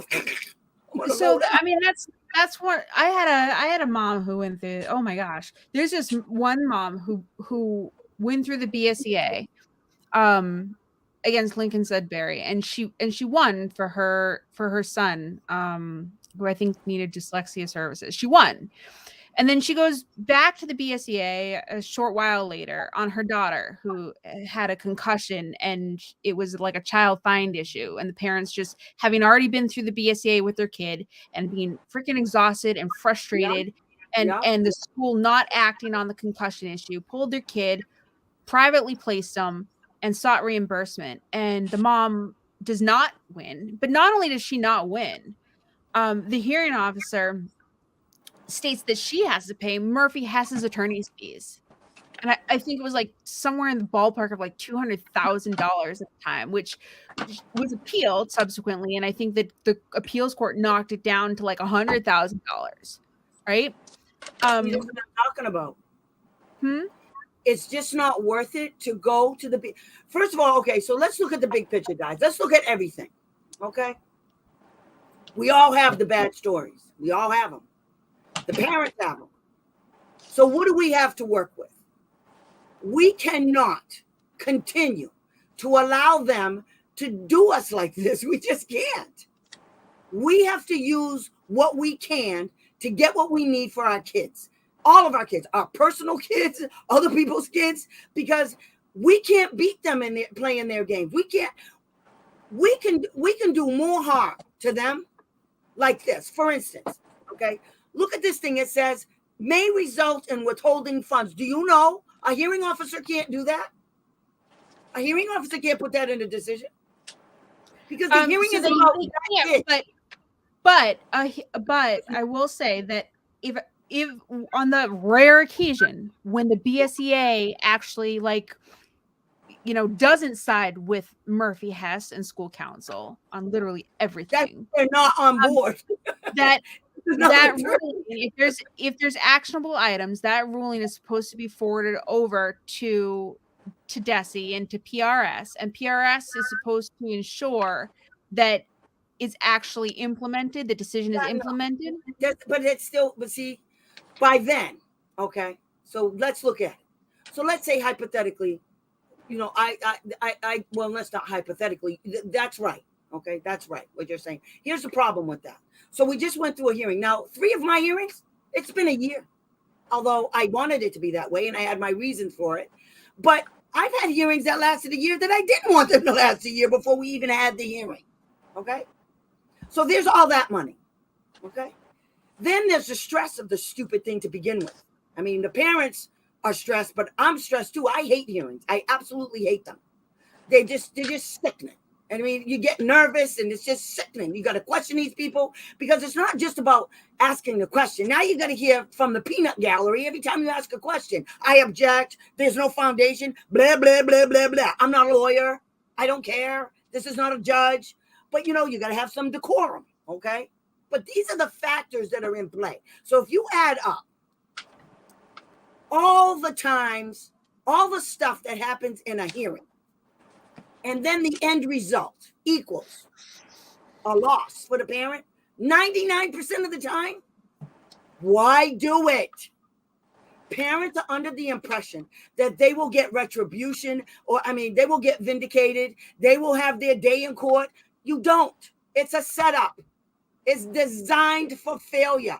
It's designed to go against parents and for schools and the attorneys and now Reese Ehrlichman to get paid and to act like they're the big people on campus. They're the big bullies is what they are. The best way to handle them is to do this a different way. We can't keep spending money up there. It's stupid. It's what I don't understand. I do not understand. Other than thinking she has friends, what Reese Ehrlichman is getting out of the whole thing? Why do this to parents? I mean, because these people are your friends. Because these parents are in and out and you'll never see them again, but Murphy Hess you're going to see every day, and they stroke your ego and act all sweet and brown nose. I mean, is that all it takes? Yes, really, honey. Listen, Colin, I'm going to prove it to you. I'm 63 years old, and I never thought that in my lifetime that we would go back in time, that we would have to rehash and re-argue case law that's already been argued and won.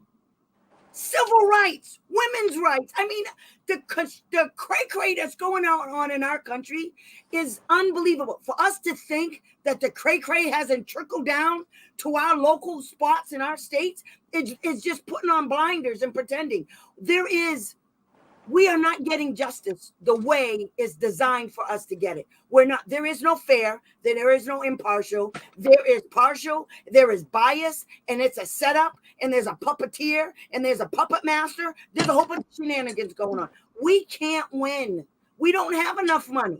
We just don't. We don't have the money to beat these people. The only way we can win is to beat them a different way, to fight a different kind of fight. They want to come to the baseball fields with a baseball and the bat and the balls. You know what we want to make them do? We want them to play football on the baseball field. That's what we want them to do. That's what I do. That's what I do, Colin. I make them play football and baseball. And I'm there with just me, and there's a couple of parents behind me going, I don't know. I don't know if we should do that. Shut up. We're doing it. And we go in. We're all in. You see, what we have on our side is passion and our kids. We got nothing else, girl. It's gonna make me cry. So that's what we have. In terms of so that mom who had to pay Murphy Hess's attorney's fees, I would have been pissed. She asked me, because I talked to her, and she asked me what the solution is. What is the remedy? How does this get fixed? What's the action item? And does today's conversation result in anything other than griping? Does it result in anything? I just told you what it resulted in, Colin. It results in not going to hearing and not handing over all of our money to the attorneys, to Toomey, to MHTL, and to Reese Ehrlichman. That's what it results in. I mean, we got to face facts. We got to face facts. It would be different if that was fair and impartial. The one person that's still up there that I thought was fair and impartial was Ray Oliver. Apparently, I was wrong. Yeah. Apparently, he's not either. So why bother? You know how we can hurt them? People don't get it. We have the power. Public opinion is a wonderful thing. If you're a lawyer, this doesn't square. If you're a lawyer, this will not square. It's not easily squared for you. If you're an advocate like me, I didn't go to law school, don't want to go to law school, don't ever want to be a lawyer. Ever, ever, ever. I don't want to, and not because it's hard, it's because the lawyers that really make a difference are poor as hell. It's the ones that go out, unless you're going into criminal law, you ain't making no money. You certainly are not making money in civil law. Or corporate law.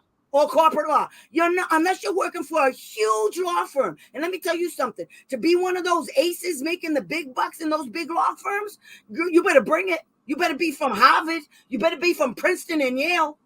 You better have your act together, because you're not making anything in those big law firms either. America America, okay? There's nothing we can't do. The people in this country are like women. Women fought to get our right to vote. You're telling me we can't handle this? Shit, I can. We can handle this. But we got to be strong and we got to stick together. We got to fight the fight we can fight. We can't fight a fight like this. It's stupid.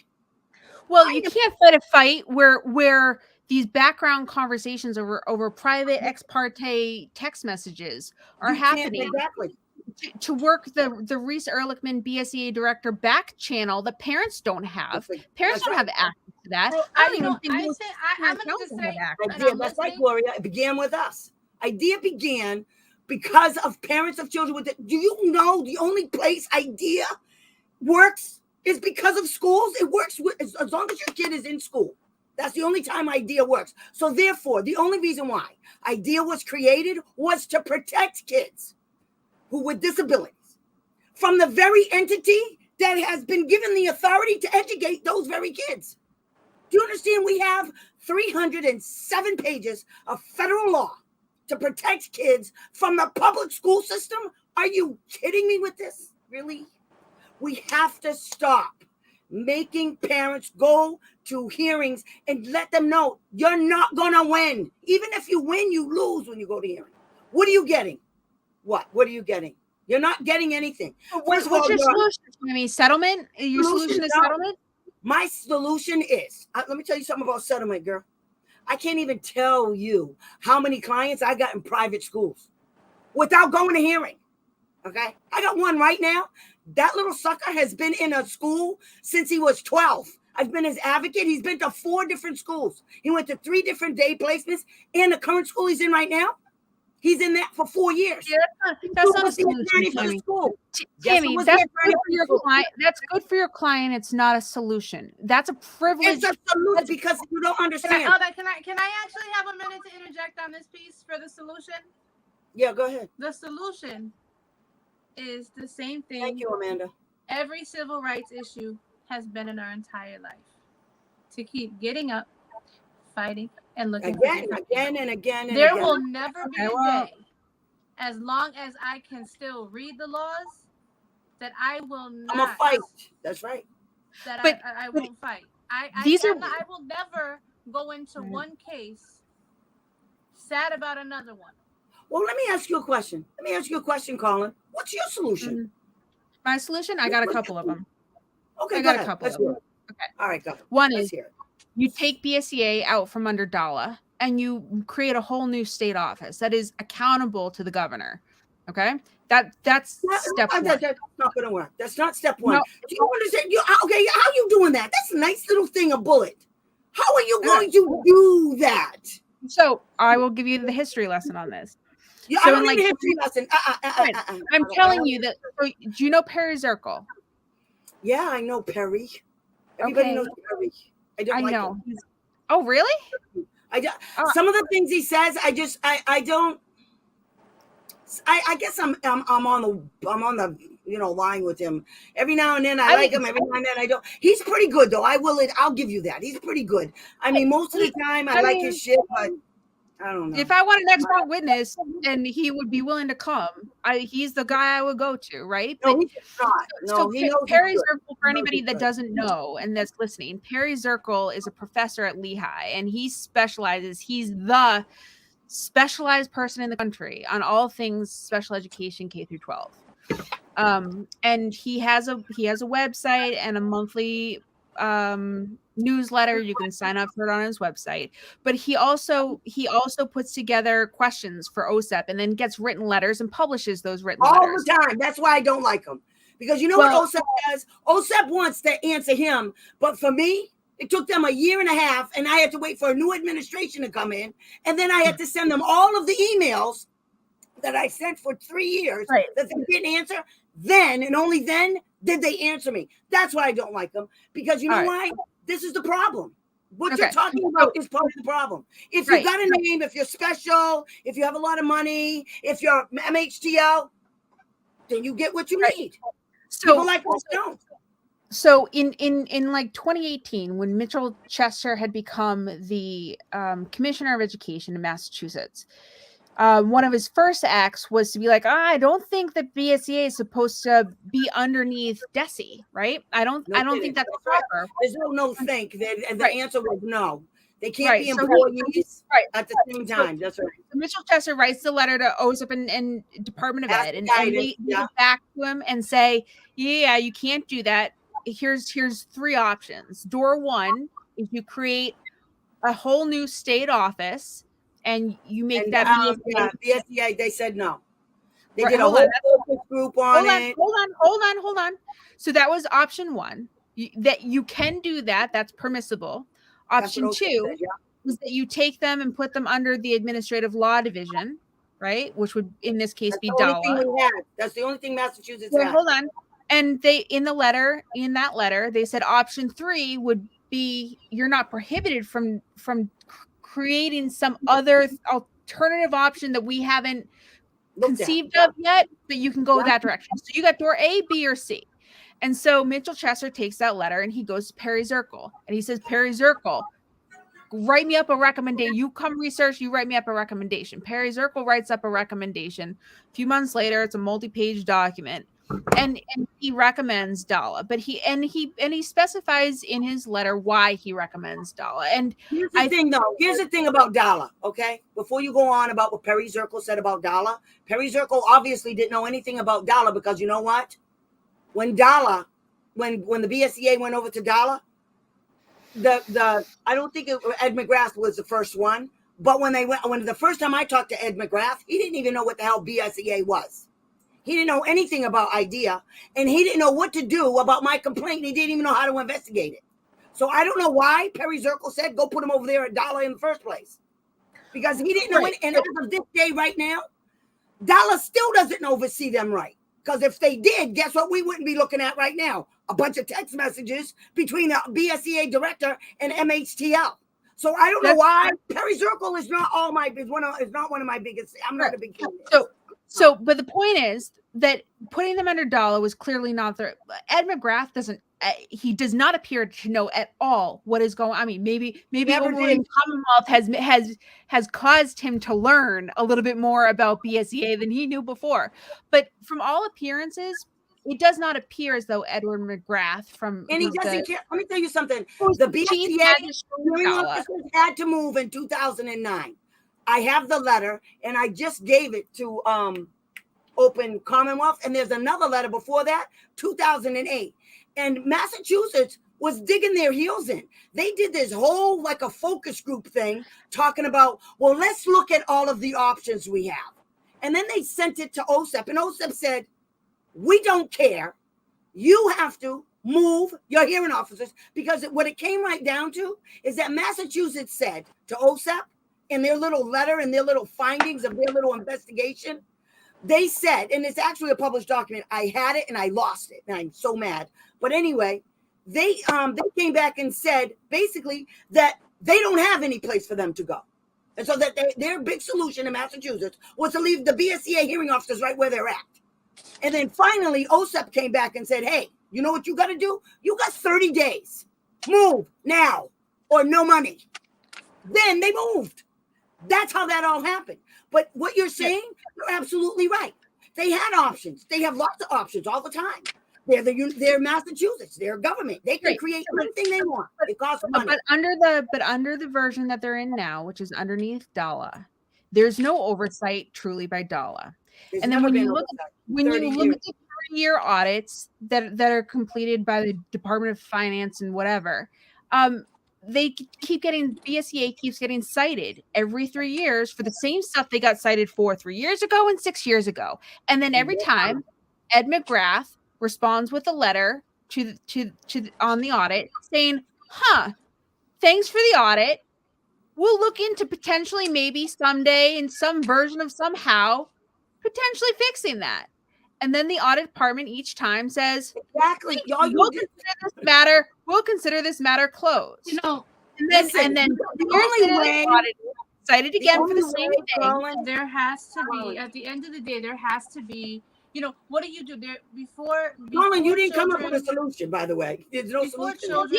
Well, okay, but I got cut off. So keep in mind, there's also the this BSEA advisory council. Where is that council? Because that council is supposed to have oversight over the BSEA. It's supposed to have input. It's supposed to have meetings no less than once every 6 months with Dala and with Desi and with parents. Colin, listen to me.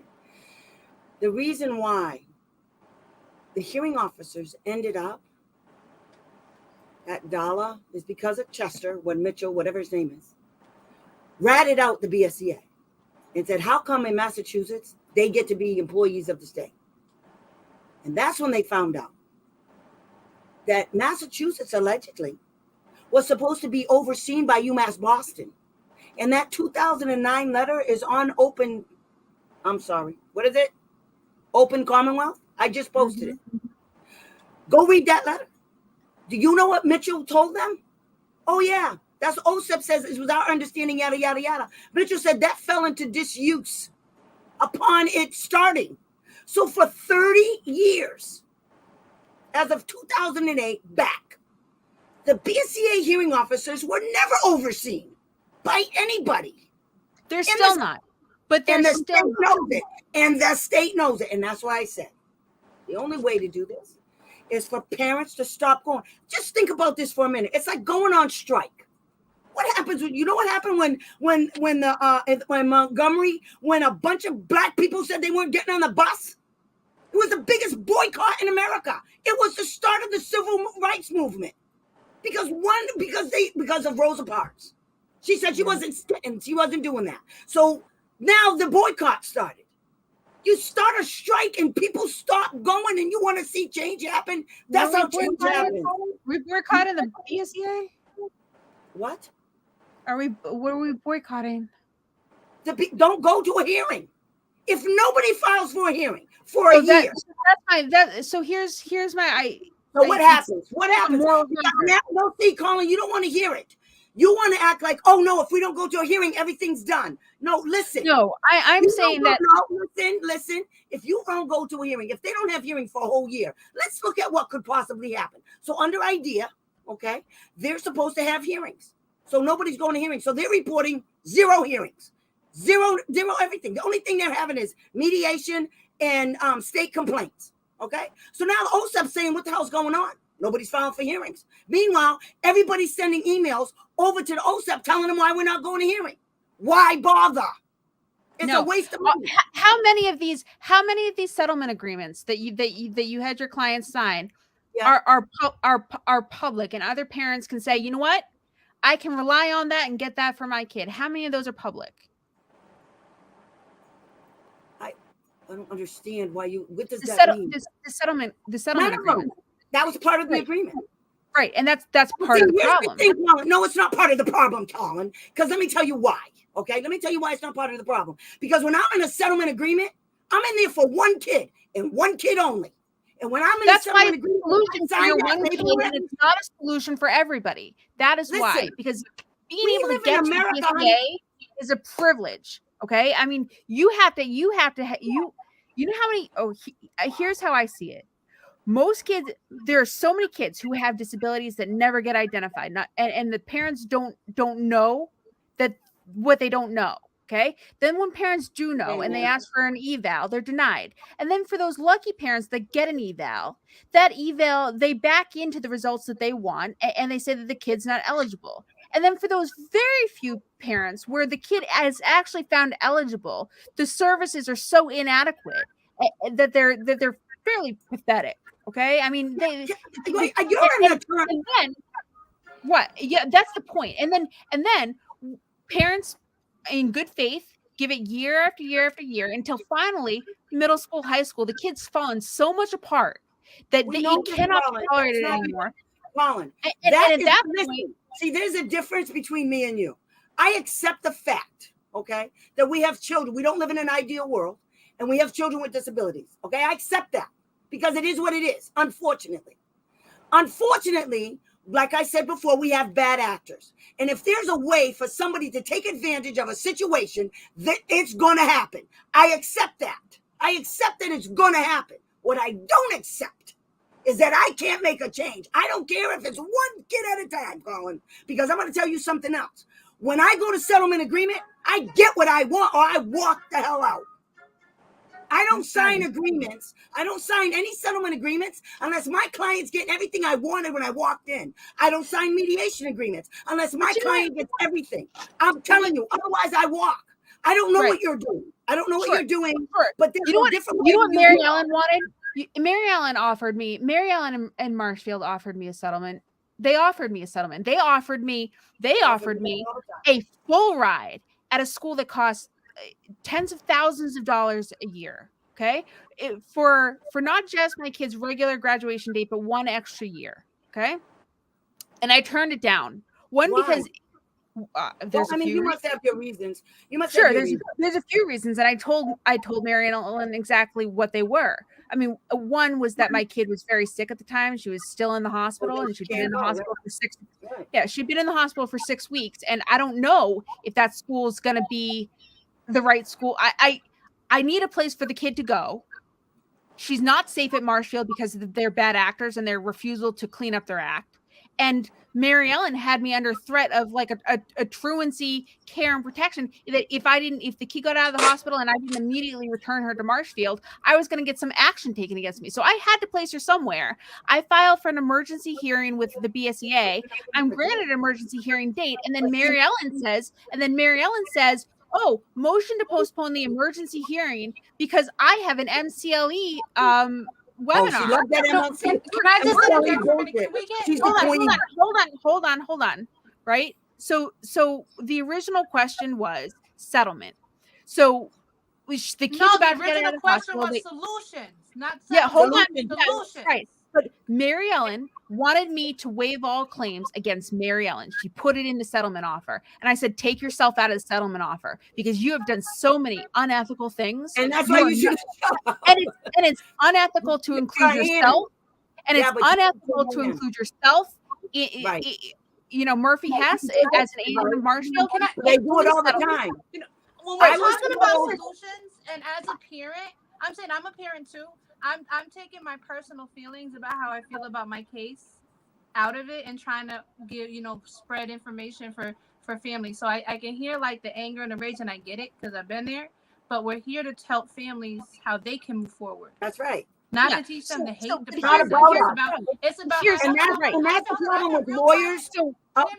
I've been real quiet for a few minutes, and I just want to have a minute to jump in and say, every single right that we have under the Constitution or federal had been violated at times, and it took groups of people who stayed persistent and fought the good fight, and they sweated and they cried and they fought and they kept moving forward.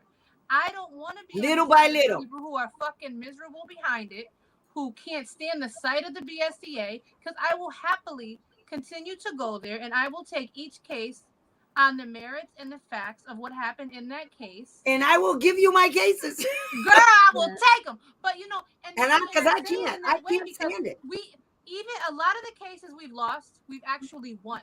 Look at the faces of these school districts when we walk into the room and they find out that they're being represented. They will give these kids stuff. That has happened to me. We have had programs written in schools. We have had programs made. We have had so many things. I know in the career I've had, we've created so many things. So a lot of the, I really believe a lot of the good outweighs the bad. There are some ugly people doing bad decisions.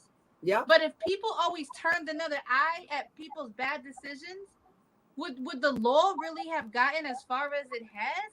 No, we still wouldn't be continuing by. We wouldn't be able to vote right now. They would. I mean, they're already trying to take away our reproductive rights. What we should be saying is continuing to fight for taking corrupt people out of offices.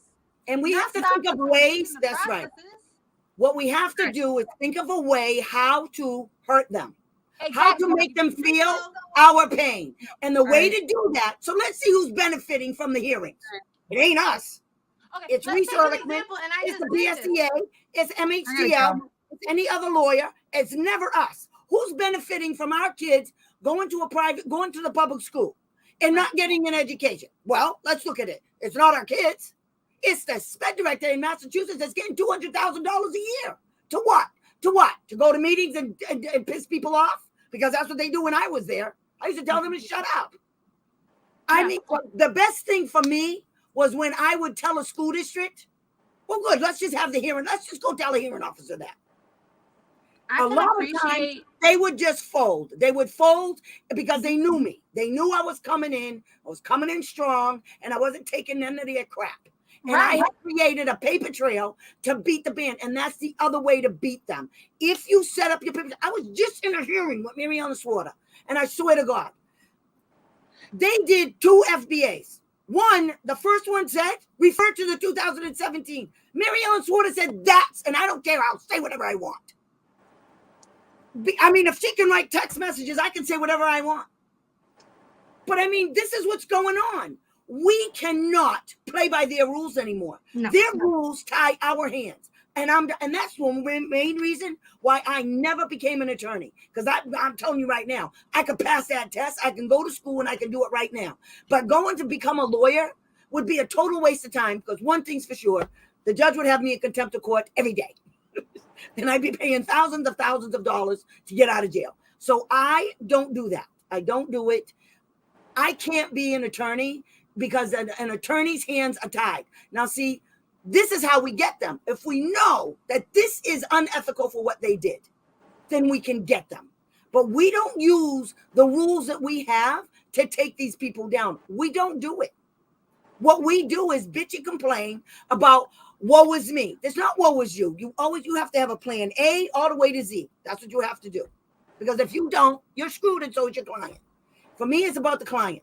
I'm going to ask my girl, what do you want me to do? Here's all the stuff. This is what we can do. But me, you, and Kelly, and advocates like us, and groups like Open Commonwealth, we can do a lot of stuff to shut them down. That's what we have to do. One of the ways we can shut them down is to stop going to stupid hearing. Just do it for 6 months.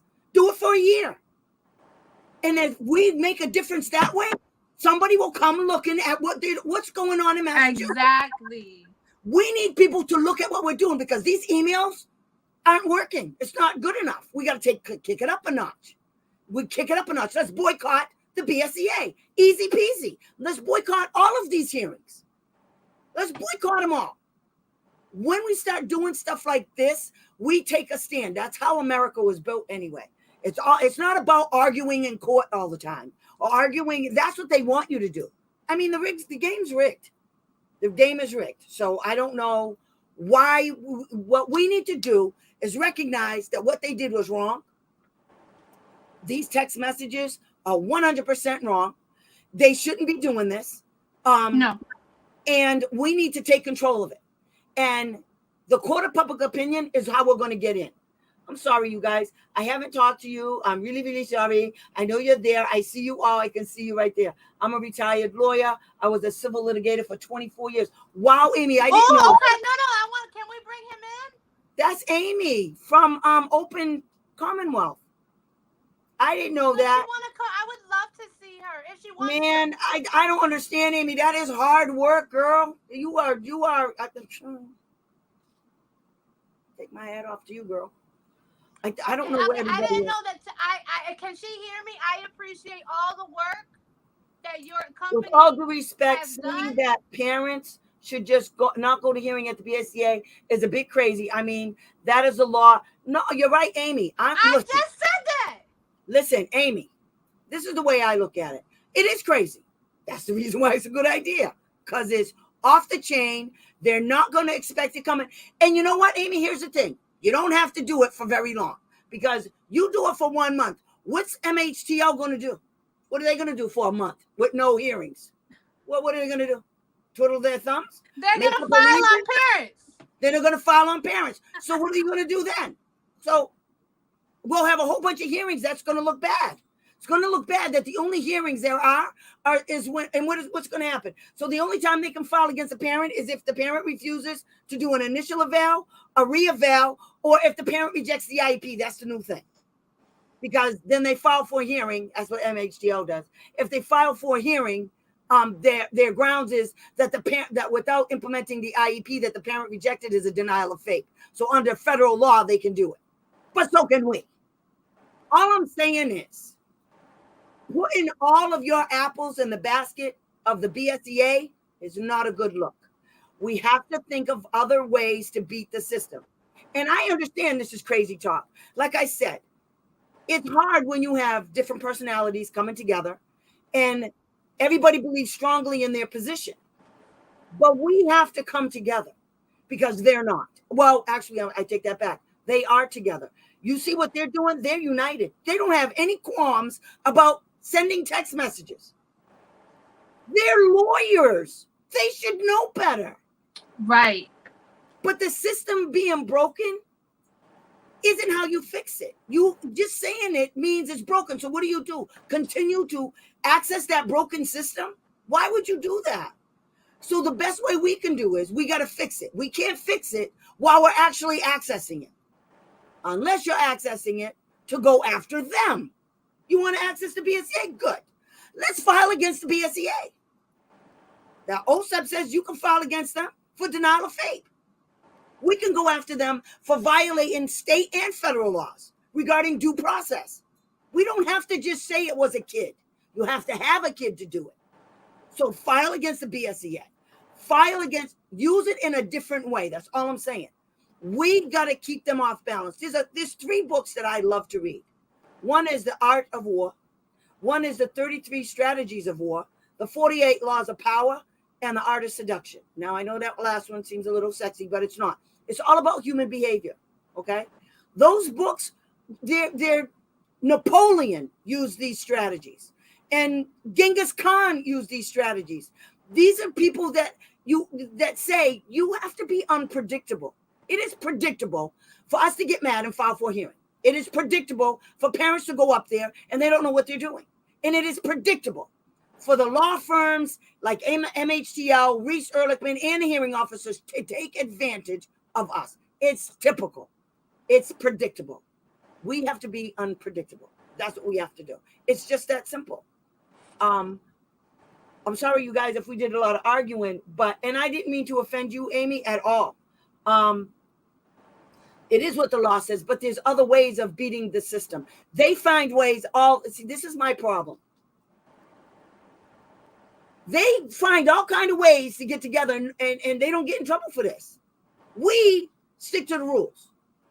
It's almost like we're all Democrats. Everybody over here is a Democrat, and they're the Republicans. They break all the rules, and we follow them. Like we ain't got no damn sense. And believe me, I know because I've told the Democrats. You guys got to stand up for yourselves. Standing up sometimes is doing things that are unpredictable, that they never saw coming. And that's how you win. And all you have to do is go read the 33 those 3 books I just said. They're written by Robert Greene. And when you read the books, it's telling you all about different battles that were fought. And it tells you, while you're reading this book, though, you have to realize who your enemies are. Who are your enemies? Identify them. Then read the book. And then it'll make sense. That's what I did. You cannot be. It's like when you go to a team meeting. You go to a team meeting, they don't want you sitting at the head of the table. They want you in the middle somewhere. And the sped director's at the head of the table. And the team chair's at the other end. You know what Tammy does? Tammy sits at the head of the table. Or Tammy sits directly in the middle. Wherever I sit, the sped director's right across from me. Those are strategies, okay? It's all about behavior. You have to be able, to call them out on what they're saying and doing to you. You can't just accept it and let it go. We're going on 2.5 hours talking, having an argument. You guys, you know me. I love to argue. I love it. And I'm telling you, Amy, gotta start. That's right. See, Amanda, you got to start outside the box. You do. We have to be on the same page, because what's going to happen is some parents are going to get some stuff and some aren't. There's always going to be those people. Okay. We can't, you guys are talking about this. We can't keep doing the same thing and expect a different answer. I guess that's what I'm trying to say. We keep doing the same thing and there's no answer. Nobody, until Open Commonwealth stepped up and gave us this, we didn't have this stuff. I'm so excited I can't see straight. My eyes keep crossing. This is wonderful news. This is great. We got to be able to use it, though. How are we going to use it? We're going to start with OSEP. Ask them some questions. Why is this shit okay? I don't understand. But I hope I wasn't disrespectful for anybody. I don't mean it that way. And I know some wonderful lawyers. I know some wonderful lawyers from Massachusetts. I know some wonderful lawyers that are worked for the school district, and I have a great rapport with. But I mean, you have to look at a win as a win. How do you win? Is a win always a decision written by a hearing officer? No, a win is not. Is it a settlement? Is it a mediation agreement? No, because you do have to waive some rights away. So we all have to decide what we want, what we're willing to pay for that, and what we're willing to give up. We have to make those kinds of choices, and they're hard because you're not going to get everything you want. It's not Burger King. You're not going to get everything you want. You're gonna have to weigh everything out, and that's what I try to do with my people, because it's hard enough being a parent, and then you add to it that your kid has a disability, and your kid doesn't just get up and go to school like every other kid. Your kid gets up and goes to school. You got to have the team meetings. You got to have evaluations. You got to have timelines. You got to have all kinds of crazy mess that a typical parent of a typical kid doesn't have to go through.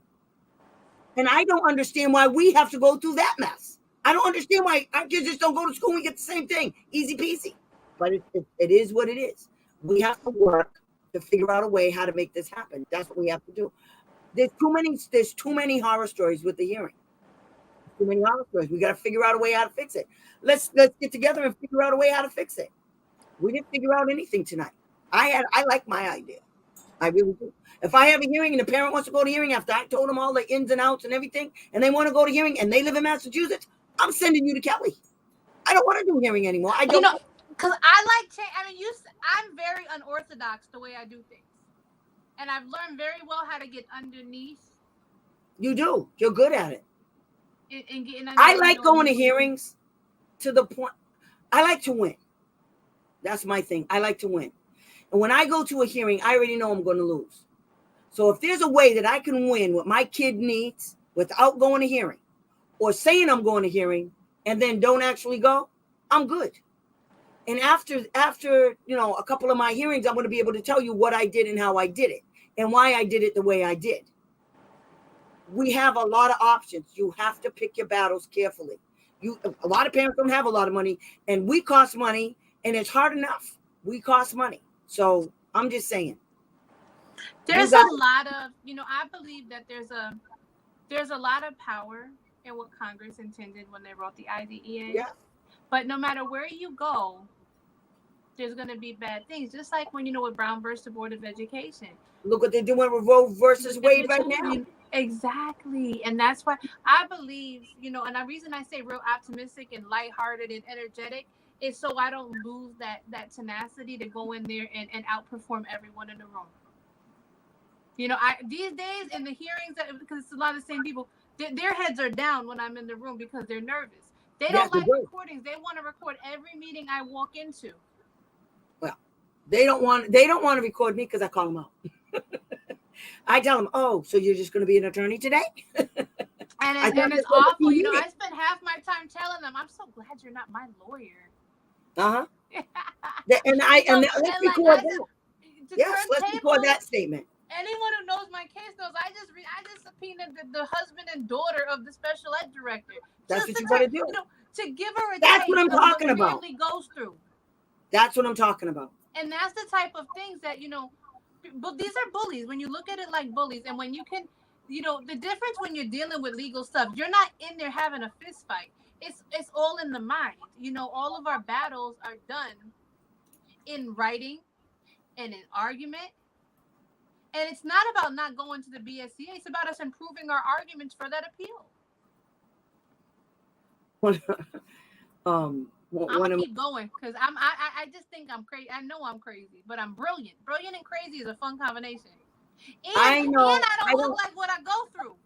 Yeah, I don't think like a lawyer, and I think like a lawyer when it comes to case law, but I'm not a lawyer, and I don't want to be one. And I mean, you got to do what you got to do. If you're a lawyer, I'm proud of you. But this is my bread and butter. This is how I take care of my family. So I feel like there's no better way of providing for my household than providing an education for other households. Tammy, you've been doing this so much longer than me. and you are still here changing things. So you've seen the changes from the beginning. You've seen things I have yet to, I've probably yet to experience, but you've opened up doors for people like me, and I'm opening up doors for people like me to come up That's right. more. And that's really what it's about, because 20, We like get 50 enough of years us from up now, there. They can't fight us all. They can't fight us off. We get enough of us up there. There's too especially when many. you're not afraid.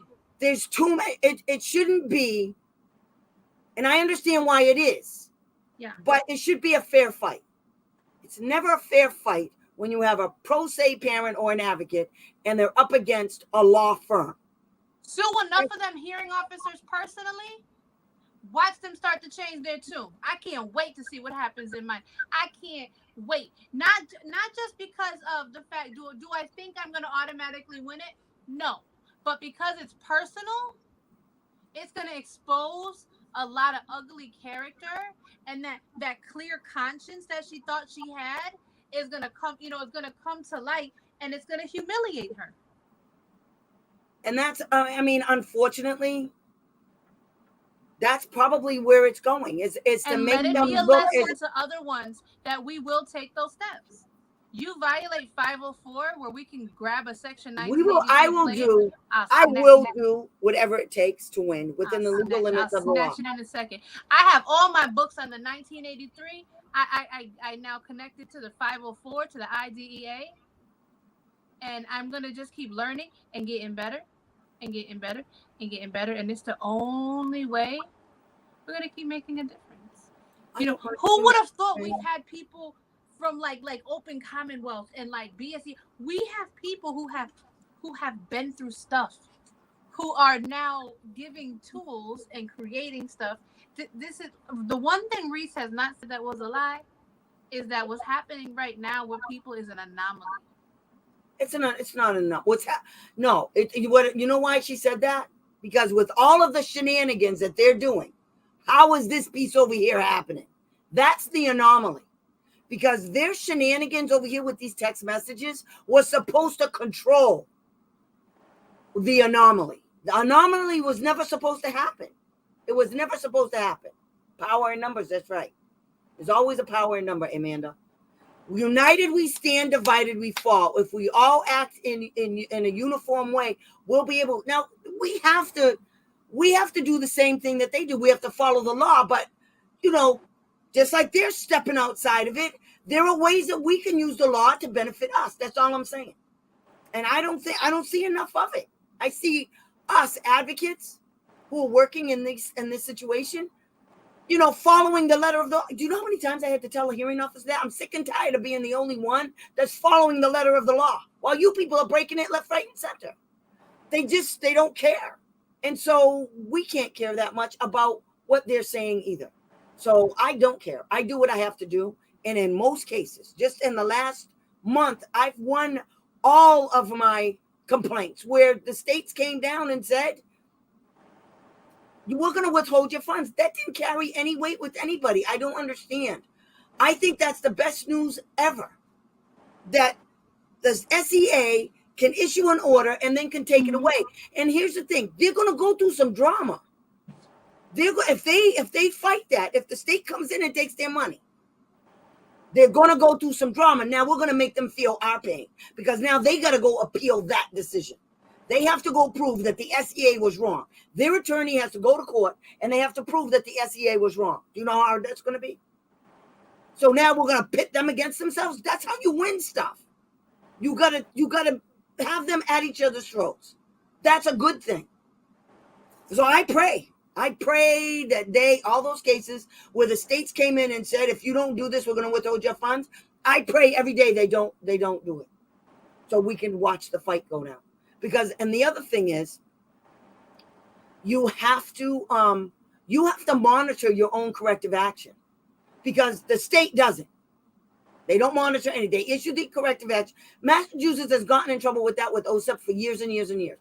They never monitor the implementation of the corrective action. So yeah, we got to do that too. We have to do their job. It's just that simple. And I don't think that's not really ever gonna change, it's not gonna, none of because it's it's one of the tasks you take when you take on this line of work, because you're carrying not only the burdens of like the things that you have going on in your life, you're carrying the burdens of every child you represent, and it's a lot. So that's why I kind of feel like the rewards outweigh the struggles of it, which is why I won't ever have an attitude of of feeling like defeated by it, because at the end of the day, my whole attitude is, even when I lose, I win, because I've never had to lie. I didn't give up. I didn't give up. No, And I did the whole that name song. of my company is Never Give Up. About And you get to meet people like you. Without the struggles of my life, I wouldn't have found the successes of my life. You don't grow. And I found you through this Open Commonwealth thing. Like all these I found open. Okay, here's the circle. You found me through your research, looking about your case.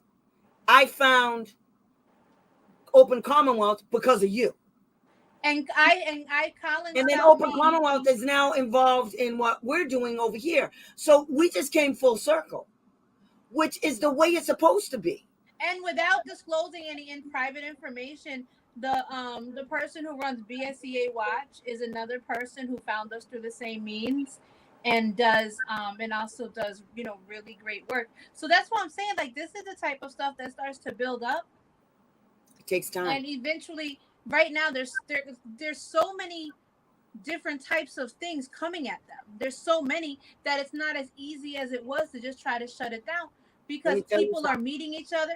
People are talking to each other. But you know what? When I became an advocate, Kelly, when I became an advocate in 1998, you know what we didn't have? We didn't have Facebook. We didn't have Twitter. We had. You had to actually read the book. Coming on for getting on the internet, okay? We couldn't even look stuff up right. We couldn't look up what we look up. Now I'm on here and I'm bouncing all over the place when I'm on my computer, and I'm quick with getting people answers. We couldn't do that back then. Their worst nightmare, honest to God, the school's worst nightmare was when the internet became the internet for real. Okay, when the internet is what it is right now, and then up came Facebook. When I was back when I first started, I got a grant, and the only way to get my information out was through the newspapers. There was no Facebook. There was no, and then they have this book. It was in Massachusetts, a family book. Wait, I just gotta say something. It says homeschool mom of one. She says, you guys absolutely would hate special education here in Texas. I do, honey. I fought that. I have clients in Texas. It's a nightmare. I actually got a letter from OSEP. Love it. You know because why of I love it? Because they go in like this. And they go, and then when I leave, they like, oh, I beat them. Texas. I had who was it? I forgot who the person was from OSEP, but there's an OSEP letter because of me for Texas. And I found it one day and I was like, those little suckers didn't even put my name on the letter. And I know it's me. But anyway, I found it. So yeah, I know all about TEA. Yeah. Did you tell them to correct it? I have clients in Texas, but I've never been able to get an OSEP letter. Oh no. OSEP, that's why I didn't like Perry Zirkle. Perry Zirkle blinks and he gets an OSEP letter. I mean, I don't understand. So anyway, that's why I don't like him. I knew there was a reason, and that was the reason why. Because to get an OSEP letter, like me and I just got another one. But it's because I put the pressure on them. They don't want to get my solution is this. Like this right here is the solution. Like the type of people we're mentioning people coming weren't together even and yelling. And I don't even talk to these people all the time. I barely talk to like Open Commonwealth or BSCA. I'm so busy, but I think I'd like them to know I appreciate all of their work is so appreciated, and it is so helpful, and it's not going unnoticed. We all have to come to the table though with an open mind. We have to say, well, I mean, I don't have an idea, so maybe I should listen to that one because I don't have one. I have a lot of problems. I don't have a solution. We But have you to are the understand solution. that. We have to understand that it's a big problem, which means it's going to take a lot of money to fix it. If we want government to work, then we have to fix it. They're spending our money. It's our money they're spending. So they're not going to be, oh, let's go give the special ed kids some more help. Massachusetts gets $643 million approximately per year since 2011. I mean, Do you know, I read the other day in New Orleans, right? New Orleans or Louisiana, if you prevail at your due process hearing, even if you're pro se, you can collect fees for anybody who helped you work on yeah, the a lot of case. That's states are not just for doing that. law. That's not even towards lawyers. Like if you helped me, then you could do that. I wish we could get that. There was a case. Um, Homeschool says Houston Chronicle did an entire story on illegal crap. I think it was 2015. That might have been. I know a person that was involved in that. The Houston Chronicle. She was a parent, and I forgot, it had something to do with the money that they were making parents spend on something, and they didn't account for it all. And she blew the story wide open. And it was through the Houston Chronicle. I can't remember what the story was. She just described what happened to our child, and especially I know it's we have to recognize that it is a problem, and we can do more work besides just working with just one family. But if you're an advocate and you're working with that family, your focus has to be on that one family at a time. You have to do it there. You can do other things outside, like I do. I'm doing this. You can go beyond being an advocate. And I used to tell parents all the time, when you're hiring an advocate, because I had a lot of parents tell me, I've had advocates before, they didn't do anything you do. Well, I'm a kind of person that I believe if you're going to be an advocate, let me tell you 3 things you got to know. You got to know the law. You got to know where they are. Okay. You got to know what they mean. You got to understand the law. You got to know how to do research and how to back your case. And anything that your client is telling you, you got to know how to do the research. But you also have to know the disability. You have to know how that disability impacts that kid, their functioning and their learning. If you don't know that, then you're only going into advocacy to because the law says. The law is designed to protect that kid with a disability. Laws change. And Laws laws change. and there are exceptions to the rules. It's a And continuing body. it's a moving target. So we have to understand as advocates all of that, because if we don't and we're stagnant, then it stays that way forever. And I'm telling you, when I first became an advocate, like I said, everything I wanted to know about the law, I had to go to the law library to go get the books and look it up.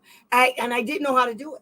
I did, and now I know how to shepherdize a case. Now there's a lot of stuff I know how to do. I'm self-taught. Am I a lawyer? Absolutely not.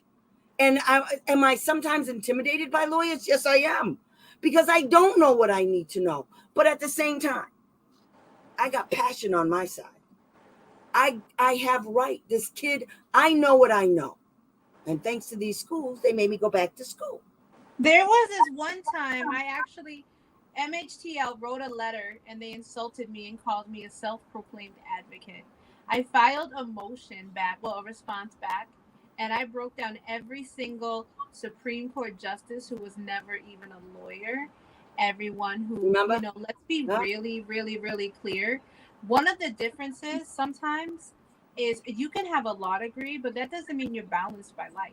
Doesn't mean you're smart and you know the law. You have to be to be really effective. You have to be balanced.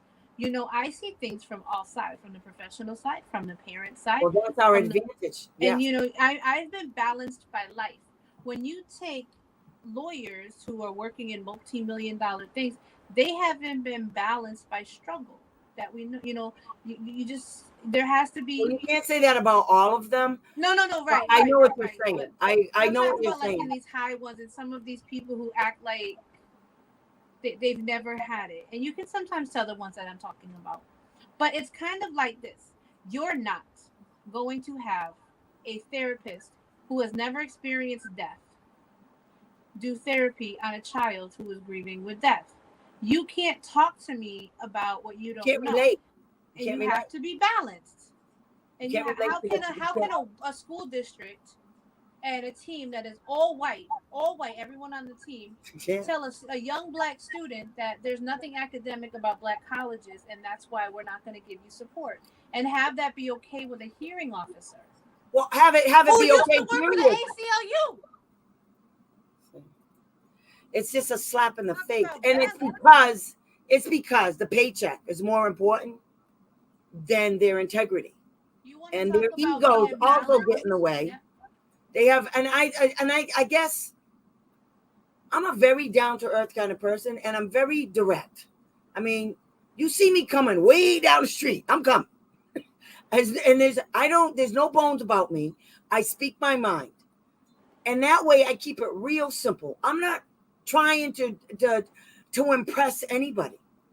And they don't impress me at all. No, I think if Obama walked into the room, I'd be impressed. Because I really like him. I really, really like him. I think he's smart as hell. I mean, there's a lot of things that I like him. I mean, not to mention he's adorable. But you know what they should do for a solution? You know how they do state rate settings for like IEs? They should have a state rate setting for the BSCA to provide lawyers for families. The same type of list where they can yeah, get then the what same you type do of would a get, certain, yeah. but that would be a solution, and then the parent could pick who they wanted as long as it didn't go over a certain fee. And I just feel Thank like that you. would be fair. They're never going to do that. But when we're talking about solutions, I don't see why that's something The solution that shouldn't be produced. is the law has to be changed. That they have to do an overhaul, and that the people that are doing all of this crap, like the text message, they have to be held accountable. They have to be called out. They're lawyers. They know better. I mean, this could go before the Massachusetts bar. We could send all of this over to the Massachusetts bar and say, what the hell is this all about? But they're not going to, well, I got into an argument with them over there. They didn't want to investigate anything. I specifically showed how it violated the code of conduct. And the woman, I said, so you're not going to do anything, right? But then when you go on the website for the Massachusetts bar and you see all the lawyers that have gotten in trouble, oh my God, it's like pages and pages and pages and pages. I was like, And oh, they don't post this. They don't post the private sanctions. So there's a lot. They just are very touchy. I think that there's a lot of people in the world who are in positions who are scared to touch the area of special education. I know a lot of lawyers who are like they're scared to touch it, and that could extend. well, it's like being you can be a doctor, you know, a general practitioner, or you could be a surgeon. And I didn't know this until I had a conversation one day with a guy from OSEP. His name was Ken Keenis. He used to be the monitor from OSEP for Massachusetts. I used to talk to him all the time because I was losing my mind. And he told me one time, he said, you know, I was talking to him about the lawyers.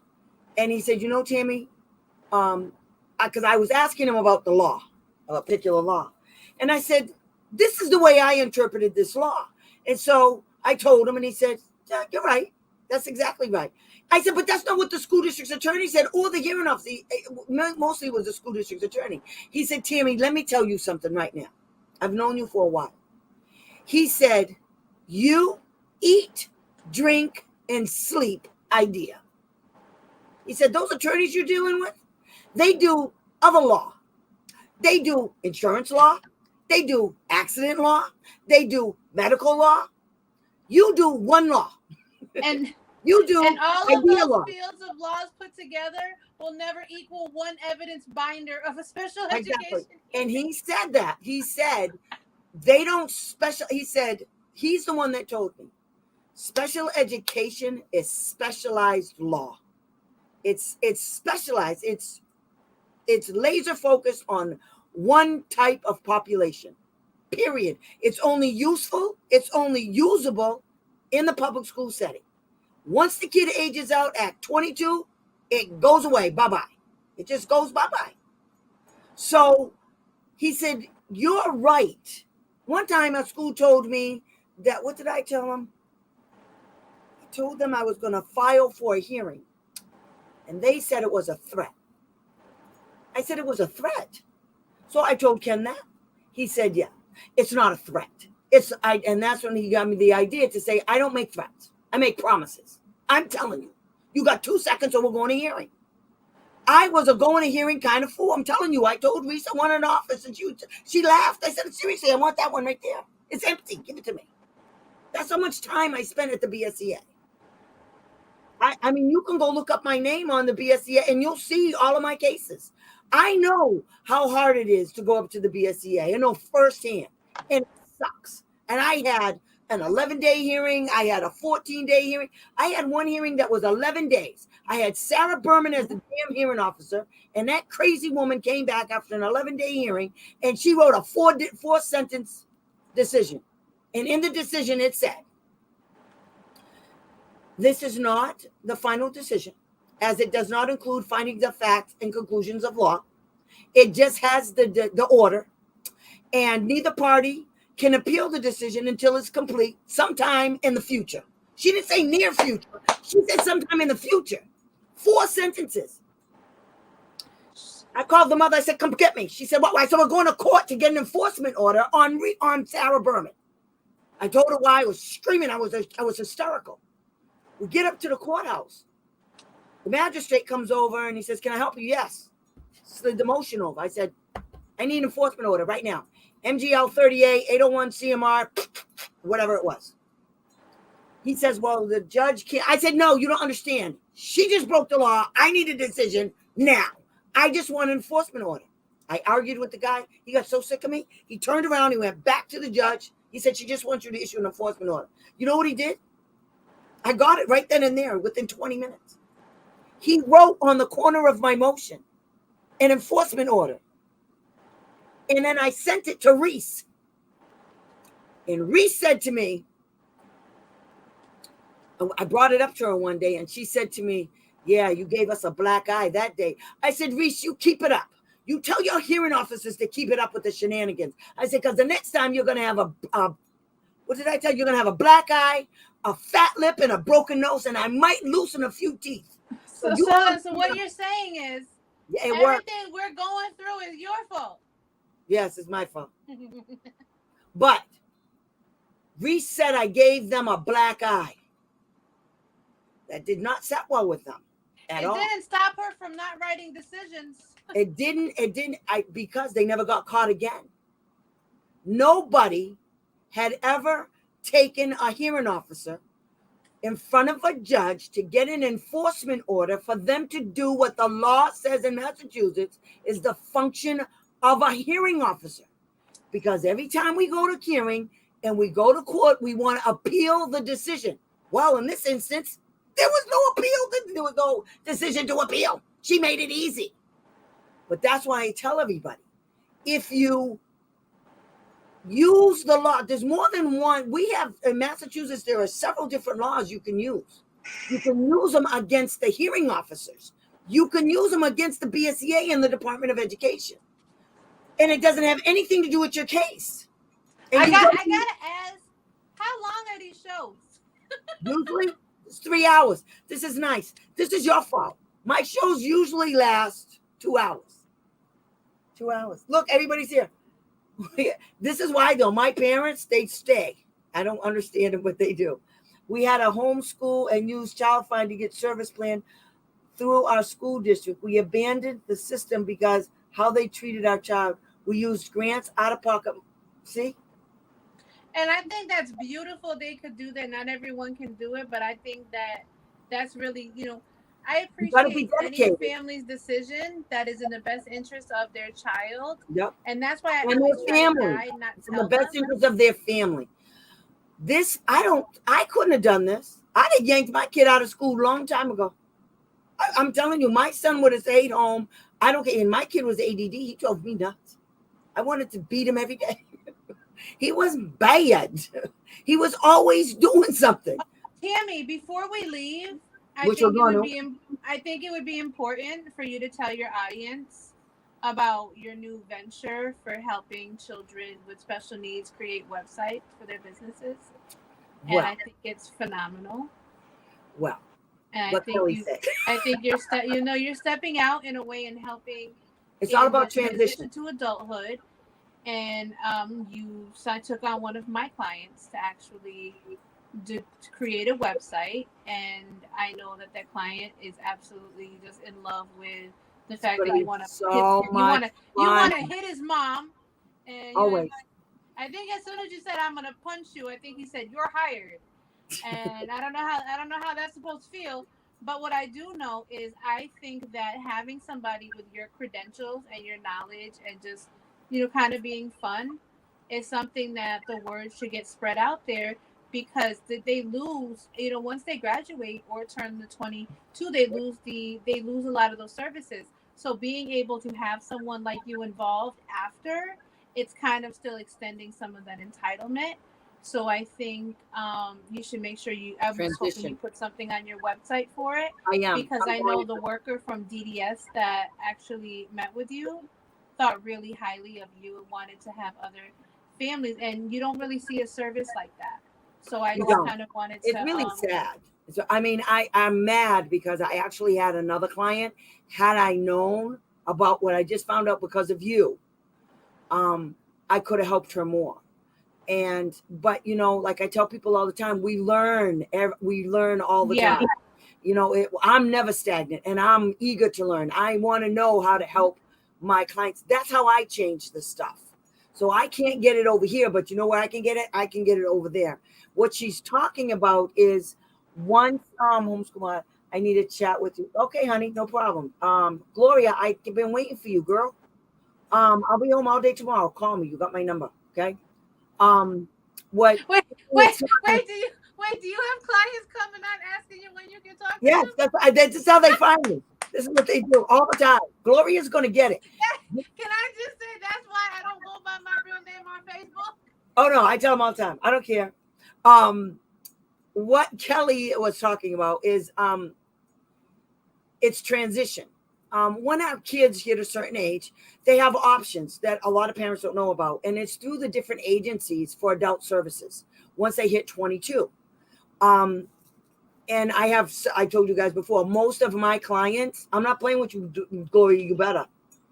Um, once your kid hits 22, like there's lots of options. They can go to work, they can go to a day program, they can go to group housing, they can stay at home, and they can do what's called self-directed care. And that's nationwide. It's not just here, it's nationwide. Actually, it's not all, because there's some states like Connecticut don't. It should be nationwide. No, Connecticut's DDS sucks. Sorry, no offense to people in Connecticut, but they don't have the same variety. But they might have something else, because here in Pennsylvania, for people with disabilities, they don't have anything, to speak of for kids in this state. But become an adult, have a disability, or you're old like me, all kind of doors open. It's a wonderful thing. Tammy, look in the back. I think my dog is sick of your show tonight. Look. I see him right there. You see him keep looking like, I know, he better shut up. But yeah, so what we've Tammy, got. Look at the other one. Look at the other one. Don't mind my messy office. This is what our dogs do all day long, guys. You see her? Dogs, this is all they do. That's their Don't mind my office. We're purging for the rest of the end of the year. My office looks crazy, but my assistants are probably gonna bite you later, Tammy. Listen, I got to do this because we got to get off the thing. So the transition piece is about all the different things that you can do. In this particular case, this kid, well, he's an adult. He wanted a website, and I know how to do it, and it's not that hard, and it's going to take time, but it's not going to take that much time.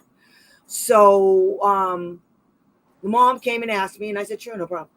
So we're putting together a program. He has an idea, and I'm going to take his ideas and I'm going to put it on his website, and we're going to promote it, and we're going to give him a YouTube channel. We're going to give him a Facebook page. And if anybody messes with him, I'm going to hurt him. Easy peasy. Yeah. But he's a wonderful kid.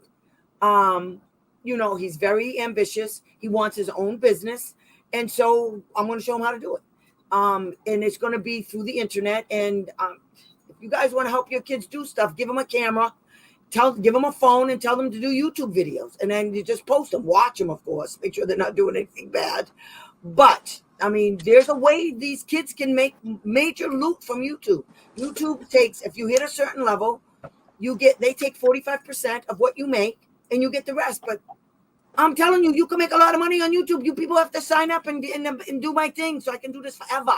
But Tammy, you're bringing a form of explicit instruction into adulthood for children, and that's the part I wanted to kind of make a point. And I love how humble you are about it, but it's really big because there's I can't tell you how many people I've seen once they turn 22 just completely regress on everything that they've learned because they're not productive anymore. 22 years. So this is growth. This is growth. It is. We're gonna have you. I sit on one of the DDS boards, and I'm actually gonna have you as a guest soon to invite you as a guest to talk about that stuff, because even though you're in Pennsylvania, you're not limited to like a certain area of DDS, and it's just important. If there's ways when we have to.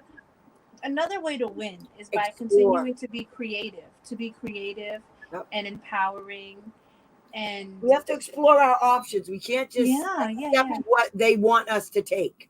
We have to say, well, that's nice, thank you, but I like that one over there. You just come with so much. You come with so much knowledge, and it's a fun energy, especially when a child who is leaving the school and doesn't isn't going into like residential, has different avenues, and they still need that direction. Just because a child has a disability doesn't mean that they don't have ambition and they don't want to be productive. I mean, I took exception to recently to some DDS people that just decided that my client didn't have any rights and violated his rights. They violated consent. I mean, they did a lot of things I didn't like, and I let them have it. And I said, I take exception to the fact that you just think, like he doesn't have people who love him and care for him. Just because you look at him that way doesn't mean his parents do, and doesn't mean, I know that happens a lot, but there are those in the adult services that have people that love them. And you're not gonna walk all over their rights like you ain't got, just because you want to make it general. No. And anyway. I think one of my goals this year, besides finishing up all like the million BSEA things I have, is continuing to find people like you and like me and like Andrea, because Andrea's really good with like the sewing and different type of things, to be able to keep that process going and open and just different ways, so the kids, once they turn 22, they can continue to be proud. We have to bring in new types of businesses and new types of placement, and that's why like when I'm thinking about the solutions are to kind of treat those people like they don't really matter. Like, I remember I told Reese when she's like, I asked her about something about the decision. I told her, we laughed at that, and we laughed at the decision. It was so comical with the length somebody would go to try to find a way for your wrong, and you're just sitting there like, you're crazy. We laughed at that. She got offended when I told her that. I told her the parent, and I laughed. You're hearing officer's decision because your hearing officer violated a lot of. Here's a perfect example. A motion was filed saying for the parent needs reasonable accommodations to participate effectively in the hearing. Lindsay said there's absolutely no evidence that this person ever requested reasonable accommodations.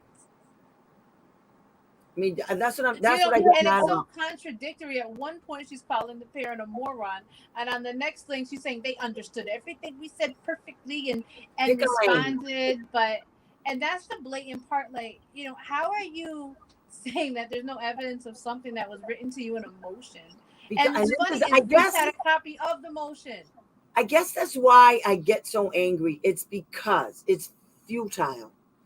I mean, we're up against people that they're playing a game. And I mean, I'm going to lose. I mean, I know what it's like to be up against Lindsay.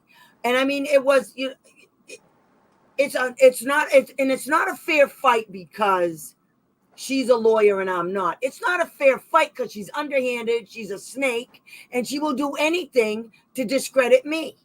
That's the way she rolled. She didn't want parents up there representing. She didn't themselves. She didn't want advocates up there. She just wanted attorneys up there. Well, you're not a very good attorney either. I don't even know why you're here. I don't care where you graduated from. You're here at the BSEA. Why aren't you working for a big law firm? I'll be damned if I graduated for the top-notch school in America and I'm going to work for the BSEA. Once Congress wrote the IDEA and people realized how much money it came with, they saw dollar signs, $7 million. not services. And the BSEA gets between the BSEA and PRS, they get $7 million right off the top of the IDEA Part B funds. Right off and it top. kind of makes you really wonder, this is a lot of the directors who are getting ready to retire now, some of them were the first generation of IDEA special education directors. So, the 30 years and the Mills case really aren't that old. It's not. So, the desegregation of schools, before the desegregation of schools for children with special needs, the whole criteria really was if your child couldn't reach a third grade level by the time they graduated, they didn't even have to try to educate them. So and all of that started with parents. Uneducable. But it started with parents. Parents said they used to meet before they started meeting in the basement of a church. And they would reach out to the school and say, our kids need to go. And they say, oh, maybe we don't have the money. Maybe next time. Oh, maybe next time. And every single time it was time for that child to start, the schools would have a different thing. And that's what we have a history though. But that history that's part of civil rights. Yeah. That the idea is a civil right. It's a discrimination law. There's a girl, the first case, Brown versus the Board of Education was actually not the first case of a school ever being desegregated for racism. There was a young lady from Lemon Grove, I think it was California, and Barack Obama ended up giving her a medal, and she dedicated it to her mother. It was her mother who said that the segregation of her school was wrong. The reason why we don't hear about the Mendez case a lot is because it wasn't across the country. It was only federal, so it desegregated her where she lived. Right. And I think it was in the Supreme Court, Thurgood Marshall, he said it was the trial run for Brown. So and the girl from California, she was Mexican. It was actually the first ever desegregation case before a court was a Mexican American. And then you take Brown versus the Board of Education for Black students. And then, Tammy, you and I talk about this all the time, but the Mills case, the one that desegregated the schools for children with disabilities, all 6 of the children in that case were also Black students. And for some reason, that's why IDEA came about, because and that's what it is. It's a discrimination law. That's what IDEA is. It's all about a protected class. And it should be in Black History Month. I don't know why we're not. Stuff like that should be, because how big is it and how important is it? They don't want it for these They don't want people people to know. know. Make comments, to make a comment there's nothing academic about a Black college tour. It means you're narrow-minded and you're not a job without these Black students. Without only a person who was not really educated properly would make a narrow-minded, asinine statement like that. And it was to get a rise. Now, if I was in that meeting, it was actually a surprise utterance, because hearing officer Wrightback, if anybody's been to hearing, that she kind of stands up and she looks down, and then her eyes went all the way up, and everybody's seen it, but all of a sudden she doesn't remember it. And I'm not bringing up the race card to really talk about who deserves special education more. It's not about that. What we have to look at is each case individually. That particular kid That case overturning is going to help any other child who went through that. You just like you take a child with dyslexia. One thing we know about disabilities is they do not discriminate. They do not discriminate at all. So you take a child with dyslexia, we're fighting that law. Learning disabilities is actually the largest It's the category biggest piece of the software. pie for idea. It's the biggest. Yeah. Most of the kids that are on an IEP that are getting special education are in regular education classes and they're SLD kids. Most. Now, there is a percentage that need higher level of care. And those are the kids that are in private higher level classes, or as far as the number of kids and all of that. But most of the money for these kids is for the kids. Most of the money goes directly to the kids that are in regular ed classes, like inclusion. And then they have that's a whole nother show if we did talk about like the warehousing of students in certain. We're going to have to do shows where we talk about this stuff and we invite everybody in, and then I do my other show. And we need a round table for that. We should have a round table. Well, what I want to do is, and I've told everybody, what I want to do is I have a program where I can do, I think it's Google Meet, and I can have up to 250 people in that. And we just sit around and we say, okay, so let's come together. Let's talk about what's going on in Massachusetts, because that's where I'm from. So let's talk about Massachusetts. Let's see what we can do to make a change and give people jobs. And let's actually do this.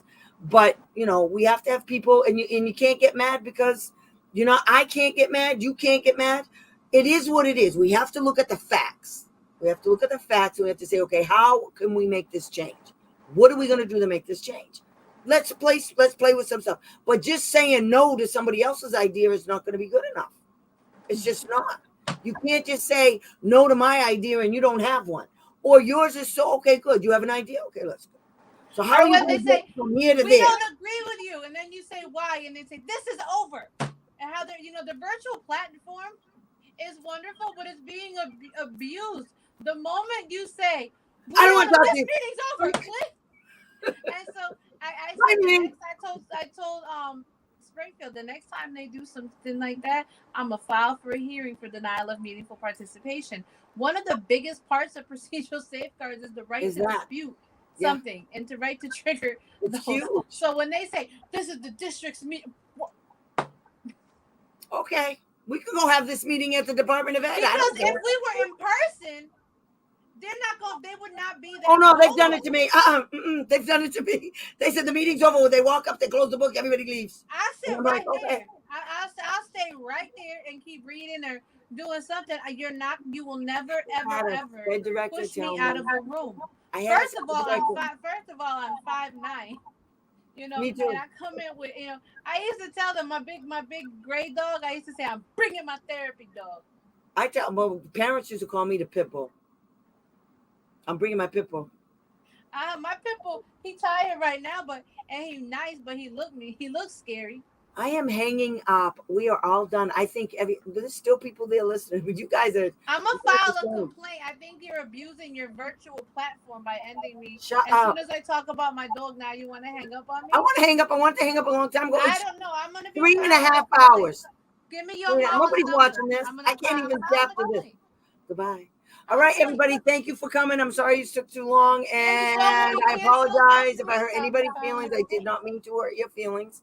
I speak my mind. I don't know what to tell you, but thank you, and thank you for coming. And hopefully next time it'll be a little bit more, organized. It was my first time.